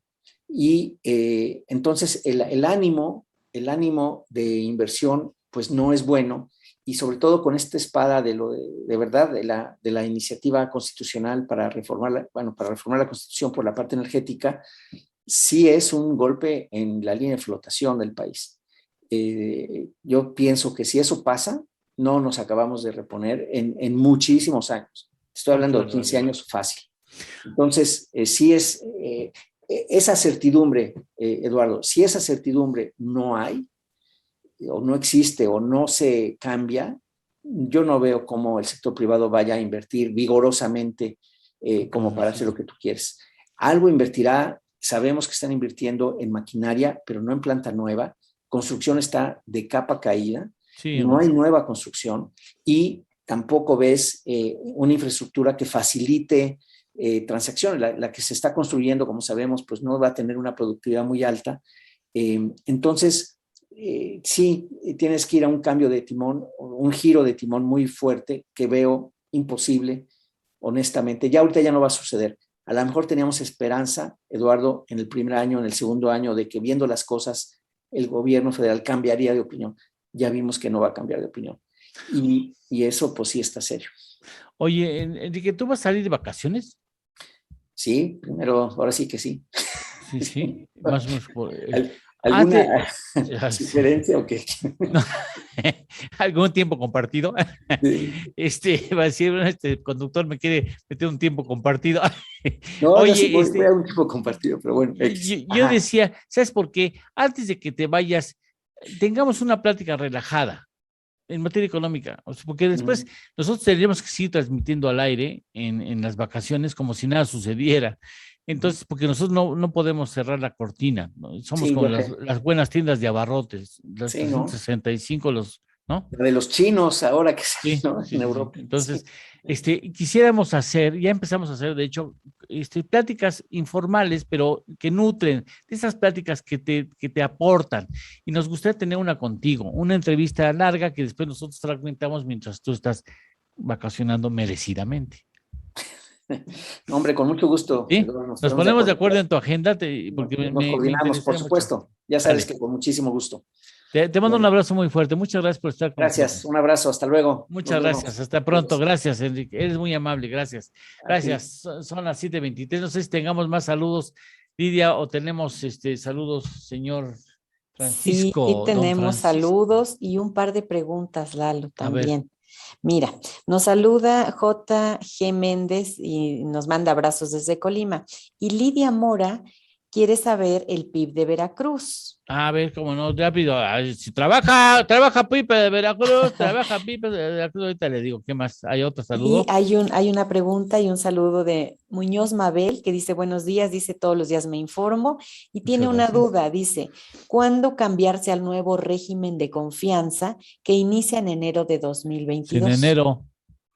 Lo que puede hacer es, ¿sabe yo qué haría? Le doy un mal consejo.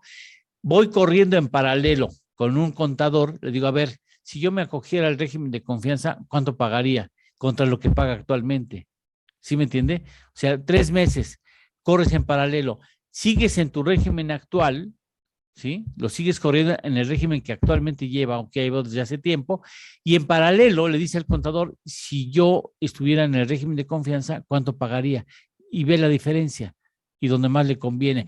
Le aclaro una cosa, tenga cuidado, el régimen de confianza no le permite deducir nada. Nada de que, oiga, me compré, incluso, infórmese bien, creo que ni siquiera tiene derecho a acreditar el IVA. Aguas. O sea, tiene sus ventajas, pero eso de que dedúcemelo, no, maestro, aquí no hay deducibilidad. La ventanilla de deducibilidad está cerrada en el régimen de confianza. Y tampoco, oye, me compré un cochito y quiero deducir el IVA. Creo que no se puede. Entonces, no tomen en cuenta sus puntos de vista. ¿De Veracruz me dices? Sí, de Veracruz, Lidia Mora. Veracruz de Ignacio de la Llave. Bueno, menos 8.1%. El PIB de Veracruz, menos 8. ¿Qué decía el presidente Enrique Peña Nieto, Enrique Díaz Infante? Decía que era... habló de que Boca del Río era la capital de Veracruz. No me sorprende, no lo había oído, pero no me sorprende. Sí, no, claro, lo dijo públicamente en un evento. Aquí, en Boca del Río, capital de Veracruz, y todo el mundo decía, ya no es Jalapa, ¿no? Ya no es Jalapa, ya no, ya es Boca del Río. Perdón, perdón, me equivoqué. Bueno, después de la pausa, ¿de qué nos vas a hablar? Del ataque que está sufriendo el CIDE ahorita y que tiene que ver con lo que Enrique Cárdenas decía, cómo crecer sin educación de calidad. Bueno, ok, esa es una. Y en la pausa comercial vamos a hablar de lo que dijo Enrique, ¿te parece? ¿Me parece bien? Ahora, sale, vamos a una pausa, son las 7:26. Esto es En torno al dinero. Con Eduardo Torreblanca y Lidia Barrón Cortés. Hacemos una pequeña pausa y continuamos. En relación a la proporción de deuda en relación con el PIB, pues va a ser mala, no se va a ir disminuyendo esa proporción. Pero no habló de lo que ayer comentábamos, la deuda oculta. O sea, además de esa deuda... La deuda, las asociaciones público-privadas. Asociaciones público-privadas, los pagos con proveedores y además... Vamos explicándole al público qué es una asociación pública-privada. Son proyectos de inversión, Eduardo, donde generalmente se compromete el gasto presupuestal, el presupuesto público, para pagar la construcción de una carretera, para pagar la construcción de un hospital de infraestructura en el largo plazo. Entonces, lo que haces es que el desarrollador la construye, él con sus recursos, quizás consiga un financiamiento bancario, y le das una concesión a 15, 20, 25 años para que le vayas haciendo pagos periódicos y se vaya repagando. Es bueno esos mecanismos para construir infraestructura, pero son opacos y se pueden prestar a sobrecostos. Eso no se considera deuda, ¿verdad? Formalmente hablando. Formalmente no se considera deuda, pero es deuda. O sea, hay una obligación de pago por parte del Estado. Que compromete recursos, que compromete recursos del erario. Así es. Y eso no se está considerando en el porcentaje de la deuda, como tampoco la deuda con proveedores de corto plazo. Déjame decirte una cosa, que en las asociaciones público-privadas que yo he checado, Hay incluso hasta dotación de papelería al gobierno en asociaciones públicas, compromisos de largo plazo para el pago de papelería, hojas bond, gomas, tintas, y lo pusieron en asociaciones público-privadas, y esa es deuda, por donde le veas. A ver, y Eduardo, déjame, vamos a regresar. Sí. Ya estamos de regreso.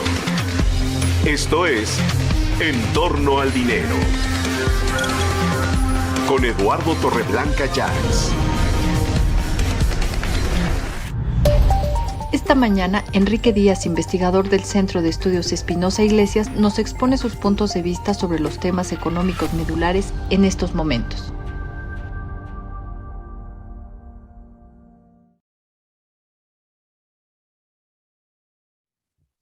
Ibas a decir algo de las asociaciones público-privadas, Enrique, durante la pausa comercial. Que lamentablemente por la opacidad con la que se manejan las asociaciones público-privadas para la construcción de infraestructura y por ser contratos de largo plazo que se financian con el presupuesto, se presta a mucho a corrupción. Entonces, si este gobierno realmente quisiera combatir la corrupción, pues ahí tiene un lugar por donde entrarle, revisar todas esas concesiones, todas esas carreteras, hospitales, escuelas y demás infraestructura, plantas eléctricas que se construyeron con acciones público-privadas. Y habría que ver, generalmente en muchos lugares hay un político detrás de una acción público-privada para recibir su rentita mensual, ¿no? Entonces, ahora, déjeme decir una cosa, perdóname que te interrumpa. Las asociaciones público-privadas tienen otra bondad, entre comillas, de que no pasan por el Congreso estatal. O sea, usted lo puede firmar en el baño sobre la taza del excusado y no pasa nada. Usted no tiene la obligación como gobernador de pasarla al conocimiento del Congreso del Estado. Usted lo firma en lo oscurito, así, sobre la taza del excusado, ahí firma la asociación público-privada y va a compromisos del presupuesto a 30, 40, 50 años. Sí, mira, Eduardo, 3 casos. En el estado de Puebla, con el gobierno de Moreno Valle, en paz descanse, bueno, supongo que descanse en paz, no sé, supongo, se construyó la planta de Audi y se construyeron otras 2 obras de infraestructura con cargo al presupuesto. En el SEI lo investigamos y impugnamos vía amparo el que nos tenían acceso a la información, porque eran obras de infraestructura. Entonces hablando aquí de papelería. Las otras eran una planta de Audi. ¿Qué tanto se justifica que el gobierno esté construyendo plantas y los contratos de arrendamiento que se daban a largo plazo y los subsidios y todo? Pero el punto principal de las asociaciones público-privadas es que es deuda, es que es opaca, es que hay sobrecosto y que no, en ese porcentaje del PIB de la deuda, no se está, y que se dice que ahorita está en 53%, pues habría que sumar las acciones público-privadas y habría que sumar también el pasivo pensionario. Más o menos, yo te he comentado aquí que se calcula que en 2015 se calculaba que estaba en 120 puntos porcentuales del PIB. O sea, ni todo el PIB de un año alcanzaba para pagar el pasivo pensionario. Claro, se paga año con año, y ahorita más o menos está como en 6 puntos porcentuales. Eso tampoco se considera como deuda. Entonces, es que estamos en 53%. Pero es deuda, son compromisos. Son compromisos. Y luego toda la deuda con proveedores de corto plazo tampoco se contabiliza como deuda. Entonces, decir que la deuda esté en 53 puntos porcentuales del PIB, 53% del PIB, es una parte de la película, es ocultar la película completa. Es Bien, mucho más. Ahora, vamos a la parte que habías preparado y te ruego que me disculpes por haberte metido ruido temático a la conversación, pero bueno, CIDE, le ha tupido al ITAM, le ha tupido inexplicablemente al CONACYT, le ha pegado durísimo a la UNAM, su alma mater, el presidente, lo ha afirmado que la UNAM se ha hamburguesado, ¿no? Entonces, pues, ahora va al CIDE. Sí, pero el CIDE, ¿sabes qué? A ver, quisiéramos escuchar tu punto de vista. Sí, a ver, Eduardo, es muy preocupante porque lo ligo con lo que platicabas hace rato con Enrique Cárdenas. O sea, ¿qué necesitamos para retomar el crecimiento? Pues ella te habló de confianza para que los inversionistas metan en infraestructura, sí, en capital físico, pero también se requiere capital humano. Y capital humano se llama salud y educación de calidad. Y el CIDE es un centro de educación de calidad. Entonces, parecían ataques maoístas, y de resentimiento social en contra del conocimiento, de la investigación, los que están realizando contra el CIDE. Y a ver, te platico, Eduardo, el pasado sábado 4 de diciembre fuimos a marchar mucha gente junto con la comunidad del CIDE en solidaridad por la digna y valiente lucha que están dando en contra de la imposición por parte de Marilena Álvarez Buila, la directora del CONACYT, que trata de poner a José Antonio Romero Talaeche como su director general. Bueno, ya lo puso. Y en contra, también se marchó en contra de los actos autoritarios de ambos y de la falta de disposición al diálogo. También marchamos en defensa de la ciencia, tecnología y educación pública de calidad que se imparte en ese centro. De que además te diría, Eduardo, tengo el privilegio de haber formado parte hace algún tiempo ya de su plantilla de académicos como profesor de asignatura. La marcha también fue la respuesta de la comunidad educativa contra los ataques, como bien señalabas, del presidente López Obrador, injustos por todos lados. En la marcha del sábado pasado, que fue del Parque Hundido al edificio CONACYT en Insurgentes, participamos alrededor de 1,500 personas, entre alumnos académicos del CIDE y estudiantes de otras instituciones de la UNAM. Yo soy de la UNAM, la UAM, Politécnico, la Ibero y el ITAM, entre otros. Había figuras como Jen Meyer que participaba ahí y fueron más o menos 1,500 gentes, casi toda la comunidad. ¿Cómo se va a sentar Eduardo Teleache a dirigir o va a poder dirigir una institución en la que la totalidad de la plantilla está en su contra? El origen del conflicto es producto de un rosario de ilegalidades por parte del CONACYT en la designación de Romero Talaeche como su director permanente y en incumplimiento de la normatividad para promover al personal académico. Hace 3 semanas, Romero Talaeche, entonces director interino, instruyó arbitrariamente la suspensión de las comisiones académicas dictaminadoras encargadas de evaluar y promover a los profesores y suspendió como secretaria académica a Catherine Andrew. Todo esto en violación a los estatutos generales, al artículo 44, y también se designó ya como director permanente a Talaeche en violación al artículo 30 de los estatutos del CIDE porque no se tomó en cuenta la comunidad como establecen los estatutos. Entonces, Eduardo, esta marcha se dio además en el contexto de las declaraciones del presidente atacando al CIDE. Nos dijo que habían sido partidarios del neoliberalismo y que habían callado como momias ante el saqueo del país. Pues nada más falso que eso. Y lo probó en la FIL Mauricio Merino cuando demostró que la red de rendición de cuentas albergada en el CIDE, apoyada y patrocinada por el CIDE en gran medida, pues ha denunciado la corrupción desde hace muchos años y enseñó más de 20 libros denunciando la corrupción. Eduardo, lo que pasa en el CIDE no afecta solo a ese centro, sino a todas las instituciones de educación superior y se inscribe en la línea, como bien lo señalaste, de ataque contra las élites del conocimiento. Recordemos que apenas el pasado 21 de octubre, el presidente la emprendió contra la UNAM en su conferencia mañanera de ese día. La calificó a la UNAM de neoliberal individualista y de haber perdido su esencia en la formación de profesionales para servir al pueblo. Declaró que se había derechizado todo un rosario de adjetivos falsos en contra de una institución que es liberal y autónoma y que ha demostrado estar a favor de la verdad y el conocimiento, sin filias ni fobias, punto. Esto, Eduardo, como bien lo ha señalado Jesús Silva Gerso Márquez y Denise Dresser, pues es una purga en contra del conocimiento y las instituciones promotoras de la movilidad social y de la clase media, que es algo que mucho le incomoda al presidente. Y sus ataques parece que van encaminados a establecer una inteligencia leal y sumisa y crear su propia élite intelectual, sus tontos útiles. Son intentos para controlar una academia que le resulta incómoda por serle crítica y contrapeso a partir de la búsqueda de la verdad. Él no soporta los contrapesos. En fin, Eduardo, que es importante que denunciemos estos intentos que desde el poder se lanzan para acabar con la educación pública, crítica y de calidad y convertirla en sumisa e ideologizada. La lucha en defensa de la libertad de cátedra de la UNAM y en contra de la imposición de las autoridades en el CIDE, en el fondo es una lucha a favor del conocimiento, del pluralismo y de la democracia. Es una lucha a favor de un mejor México de libertades y capacidades para generar bienestar socioeconómico y movilidad social, Eduardo. Es muy preocupante.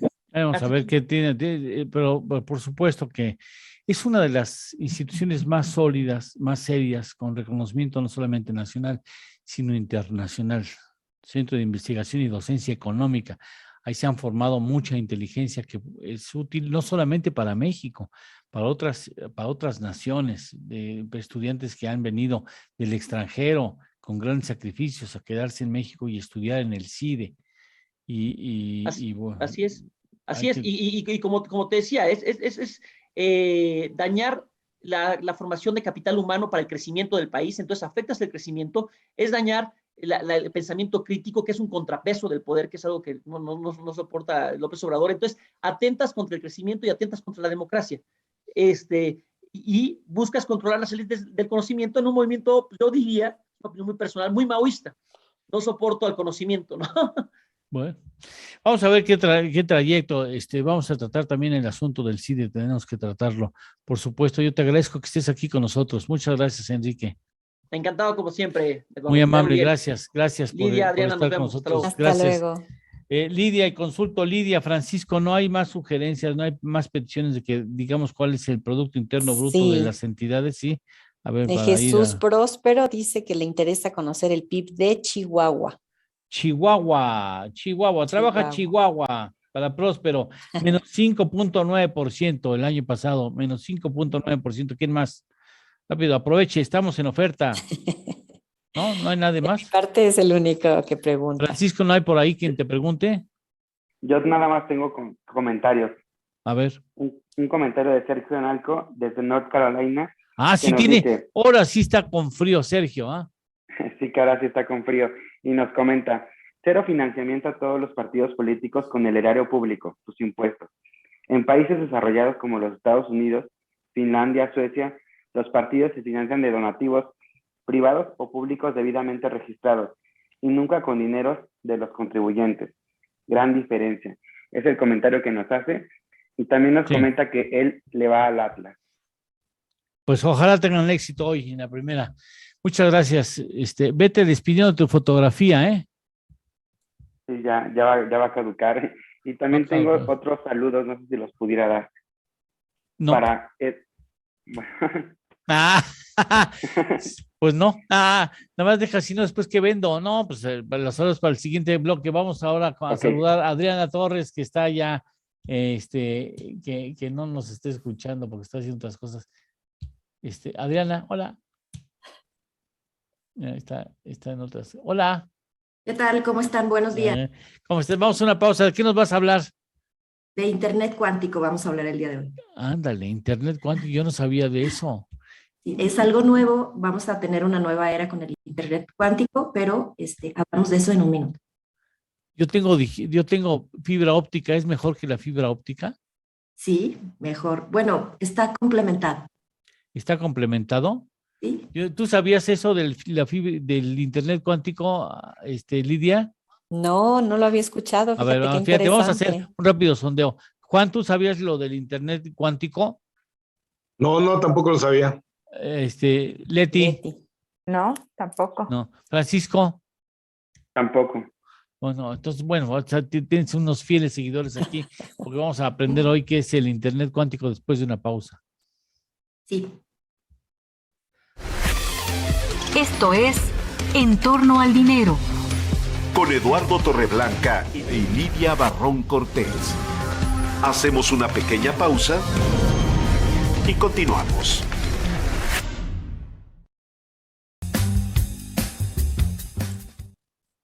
¿Tenemos alguna columna por atender? La de Raimundo Rivapalacio. La de Raimundo Rivapalacio, ¿no? Sí. Voy a leer unos parrafitos. Sí, por favor. CIDE prendiendo fuego. El gobierno del presidente Andrés Manuel López Obrador está calentando las universidades con torpezas y declaraciones irresponsables como consecuencia de su desdén por la educación superior. Esto se puede comprobar con el castigo presupuestal a las instituciones públicas mientras asigna 1,000 millones de pesos a la farsa de sus universidades Benito Juárez, donde la precarización educativa será deliberada o inopinadamente el objetivo ulterior. Su desprecio por el conocimiento ha allanado el espíritu troglodita en su equipo de trabajo que actúa con arbitrariedades e ilegalidades, prepotencia y amenazas.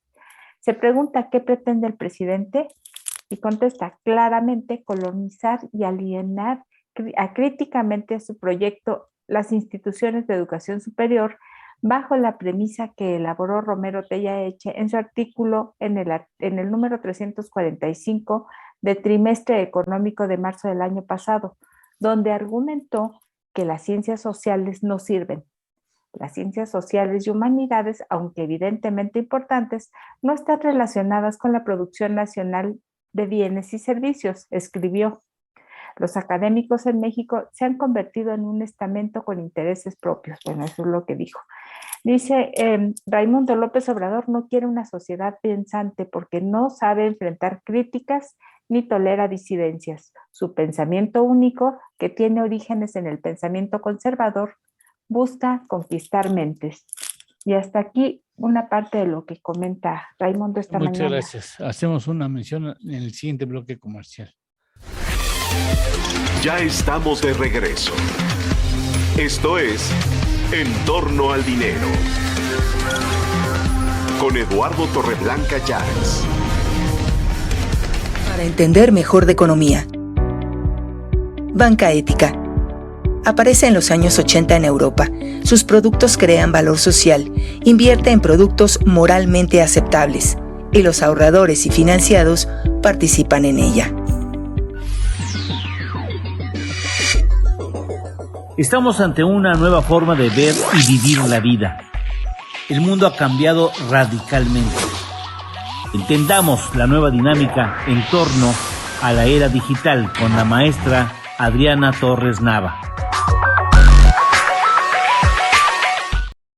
Bien, antes de que comencemos, Ernesto Méndez no te preguntó a ti, ¿tú sabes lo de Internet cuántico? No, tampoco. Tampoco, no, pues no tengo la menor idea qué es eso. ¿Va a costar más? Supongo que sí. Pues está en desarrollo y va a haber mucha inversión de los gobiernos que son pues los que están a la punta de lanza de la tecnología, ¿no? Estados Unidos, Corea del Norte, Corea del Sur, etcétera. A ver, platícanos. Muy bien. Pues para entender un poco cómo se comporta el Internet cuántico, de qué se trata, les quiero recomendar una serie que seguramente muchos vieron, que se llama Viajeros en el Tiempo, que en inglés se llamaba Quantum Leap, que quantum es de lo que estamos hablando todo este tiempo. Esta serie hablaba de una persona que de pronto, a través de la energía cuántica, cambiaba de tiempo, llegaba a un lugar que nadie sabía dónde iba a caer y no sabían exactamente cómo regresaba. Entonces, así es como se comportan la física cuántica, los átomos, digamos que los quantums, no tienen una manera estable de comportarse. Y por eso es importante esta serie. Ahora, ¿qué es esto del Internet cuántico? Es una red que va a permitir a dispositivos que sean cuánticos intercambiar información en un entorno que aprovecha estas leyes de la mecánica cuántica. En algún capítulo hablamos de esos dispositivos que van a poderse comunicar y procesar información a velocidad de la luz. Hablábamos de estos fotones, que hay unos chips que son más pequeños que un cabello, la 50ª parte de un cabello, o sea, una cosa miniaturita, y que esa pequeña cosa, ese pequeño dispositivo, tiene la capacidad de iluminar ciudades enteras. Eso es energía fotónica. ¿Sí? Entonces ahora imagínate que el Internet cuántico va a poder conectar estos dispositivos que ya procesan a gran velocidad información, pero de manera remota. Hoy día, esta parte fotónica de la computación es solamente en servidores que están conectados y están en un mismo sitio. Pero gracias al Internet cuántico se van a poder conectar a distancia. Esa es la gran diferencia. Ahora, ya existe la primera red cuántica de 3 nodos, que esto está creado en los Países Bajos, allá en Holanda, en una universidad que se llama Delft University. Y estos 3 nodos, que se ve ahí la fotografía, este es como está construida esta red cuántica, es un montón de cables, nodos, dispositivos, parece una cosa industrial, ¿no? Parece una máquina mecánica, pero no, es el Internet cuántico y la intención es que sea el primer paso para construir un nuevo Internet donde todos podamos compartir información de manera segura, porque por la velocidad en la que se va a mover y como estos fotones, todo este principio mecánico cuántico es inestable, va a ser muchísimo más difícil para un hacker poder tomar información. Entonces, además de una red más rápida, también es una red más segura. ¿Cómo se comporta esta parte de la computación comparado con lo que hoy tenemos? Del lado izquierdo, si lo podemos ver en la pantalla, tenemos lo que se llaman bits, que en algún momento platicamos que son los bits, que cada uno y cada cero, o cada combinación de ceros y unos, representa una palabra o una letra o una fórmula. Y como hoy lo leen las computadoras, imagínate que esa serie de unos y ceros que solamente los que estudiaron código binario y las computadoras lo pueden interpretar, lo leen en forma de trenecito, o sea, lo van leyendo en forma secuencial, uno después de otro, y así es como trabajan hoy las computadoras. Con la diferencia es que las grandes computadoras que hoy existen lo leen súper rápido. Pero la nueva unidad de medida que se llama qubit, en lugar de bit, en lugar de hacerlo en forma lineal, como que pone encima todos los números, pero además entre 1 y 0, pues hay puntitos, hay muchos números intermedios. Entonces, imagínate esos ceros, unos y los números intermedios, todos puestos en una licuadora que va girando y a esa velocidad y con esa inestabilidad se lee la información, lo que nos da una velocidad, ¿sí?, que se llama millones de veces más rápido.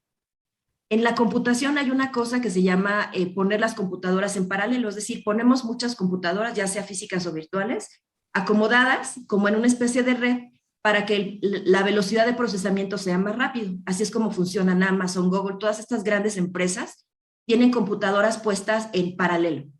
Pero ¿qué sucede con la parte de la mecánica cuántica? Es que todas esas computadoras las voy a poner en este círculo y entonces esta capacidad de cómputo la voy a hacer exponencial. ¿Sí? Entonces, si lo podemos comparar con de qué se trata todo esto, pues imagínate que la capacidad que hoy tenemos de cómputo y de enviar y recibir información va a ser 100 millones de veces más rápido.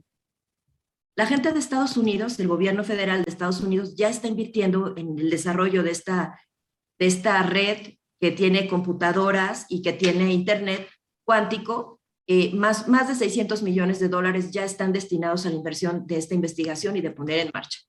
Pero imagínate, una vez que ya tenemos las computadoras y tenemos todo el cableado y todo preparado para poder procesar y enviar información, ¿qué es lo que falta después? Pues las personas que lo puedan utilizar, las academias que entrenen a toda la comunidad, las empresas que puedan recibir esta información.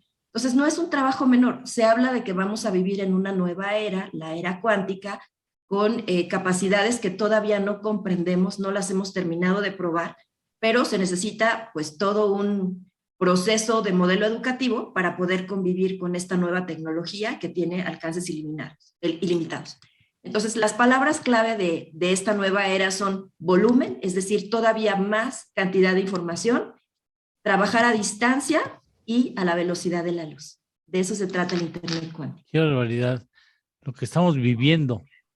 Va a parecer profundamente ofensivo mi comentario, pero cada día que escucho esos temas que tú por lo regular traes a la mesa, quedo más convencido de que el avance de la tecnología en la humanidad, que ha sido, o sea, yo el otro día veía una gráfica, no sabes cómo lamento no haberla guardado, donde veía en el transcurso de la humanidad, que es una de las ejes, en el transcurso de la humanidad, la tecnología fue avanzando muy tímidamente y de repente, como por los 80, da un pico espectacular.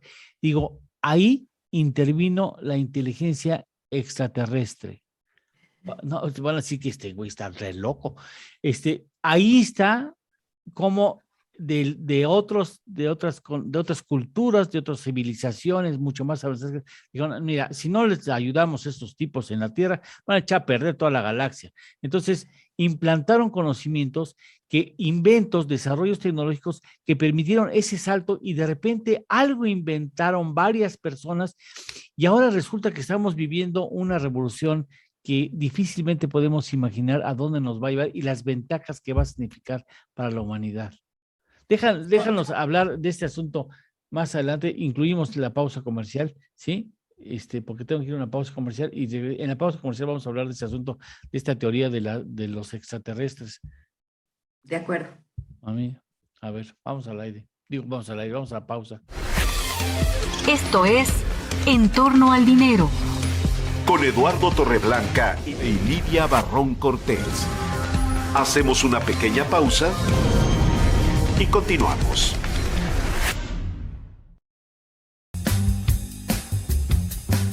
Algunas cuestiones, las personas que impugnan la tecnología 5G que dicen que Estados Unidos está renuente a la incorporación, a la adopción de la 5G, porque implica darle un poder de conocimiento y de manejo de informativo de los países asiáticos, particularmente de China.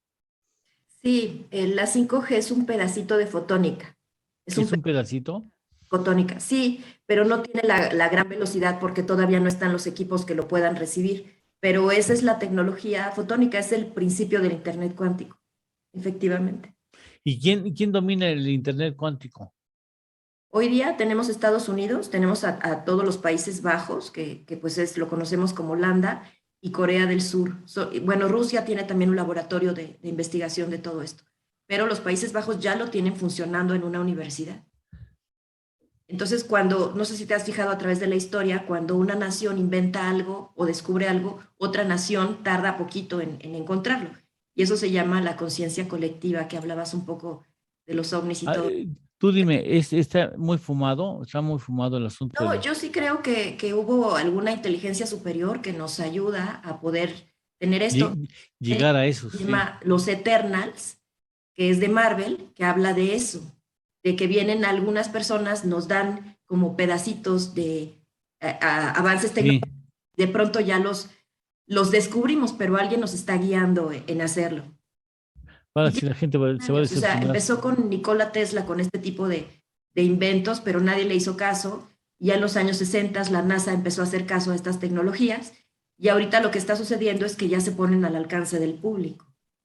Pero ya como en los años 60 ya había bastante de esto avanzado, pero no tenían materiales ni equipo para poderlo utilizar. Regresamos al aire.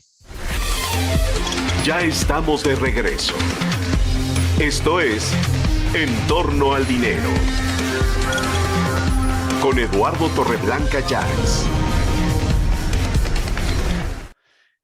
Bueno, ¿cómo aprende uno con Adriana? ¿Dónde puede uno interiorizarse más en estos temas, Adriana? Pues yo les recomiendo que busquen en los laboratorios de innovación, o sea, en páginas serias, no en TikTok ni en esas...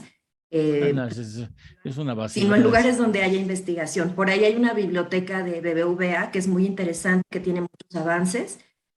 Por ahí hay otro lugar que se llama Medium Digest, donde también hay mucha información de investigación científica seria.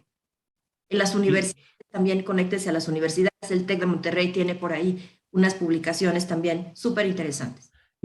¿Dónde pueden comunicarse contigo? Y si me ayudan a poner las redes, estoy como Adriana Torres Nava, ahí están. Para más fácil es tomarle una foto y ahí me pueden escribir en las redes o en el correo. Ahí está. Ahí manténla tantito. Bien. Pues te agradezco mucho y que nos ayudes a compartir. Y sí está, nomás dime, para sentirme un poco más tranquilo, sí está muy fumado el hecho de pensar que hubo inteligencia extraterrestre que dijo, vamos a ayudar a estos terrícolas que están, cada día están peor estos tipos y dicen, ay, me encierran. Yo no puedo entender cómo un niño de 5 años llega y toca el piano como un maestro. Que bien se han tomado clases y de repente agarra el piano y como si lo hubiera tocado en otras vidas. Pero bueno, ese es otro asunto. El caso es que hay de repente, hay unos ilustrados que tienen información que revolucionó el avance tecnológico del mundo.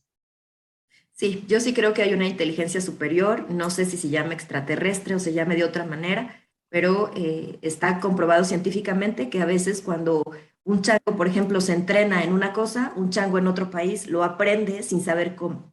Entonces yo creo que estamos conectados con nosotros mismos y con otra inteligencia que nos va dando coaching a través de la evolución humana. Y por eso este programa es tan bueno, porque tiene ese principio de andar buscando cosas donde no hay. Muchas gracias, Adriana, por estar con nosotros. Gracias a ti y a todos. Muchas gracias. Despedimos, Lidia. Sí, interesante, ¿verdad? Híjole, sí, se queda uno impresionado. Sí. ¿Vas a salir de vacaciones, Adriana? A fin de año, tal vez. Ay, mira. Bueno, después platicamos. Pero aquí voy a estar contigo todos los jueves, no pasa nada. No, sí, pero es que ahorita después te digo, vamos a tener unas entrevistas largas para tener material los días de vacaciones. Bueno, ya después platiqué. Muchas gracias. Lidia, despides. Ya nos vamos. Muchas gracias por su presencia. Los esperamos mañana en punto de las 6 de la mañana. Buen jueves. Muchas gracias. Gracias. Hasta mañana a las 6 de la mañana. Gracias. Llegamos al final de nuestra jornada. Acaba En Torno al Dinero con Eduardo Torreblanca Llanes.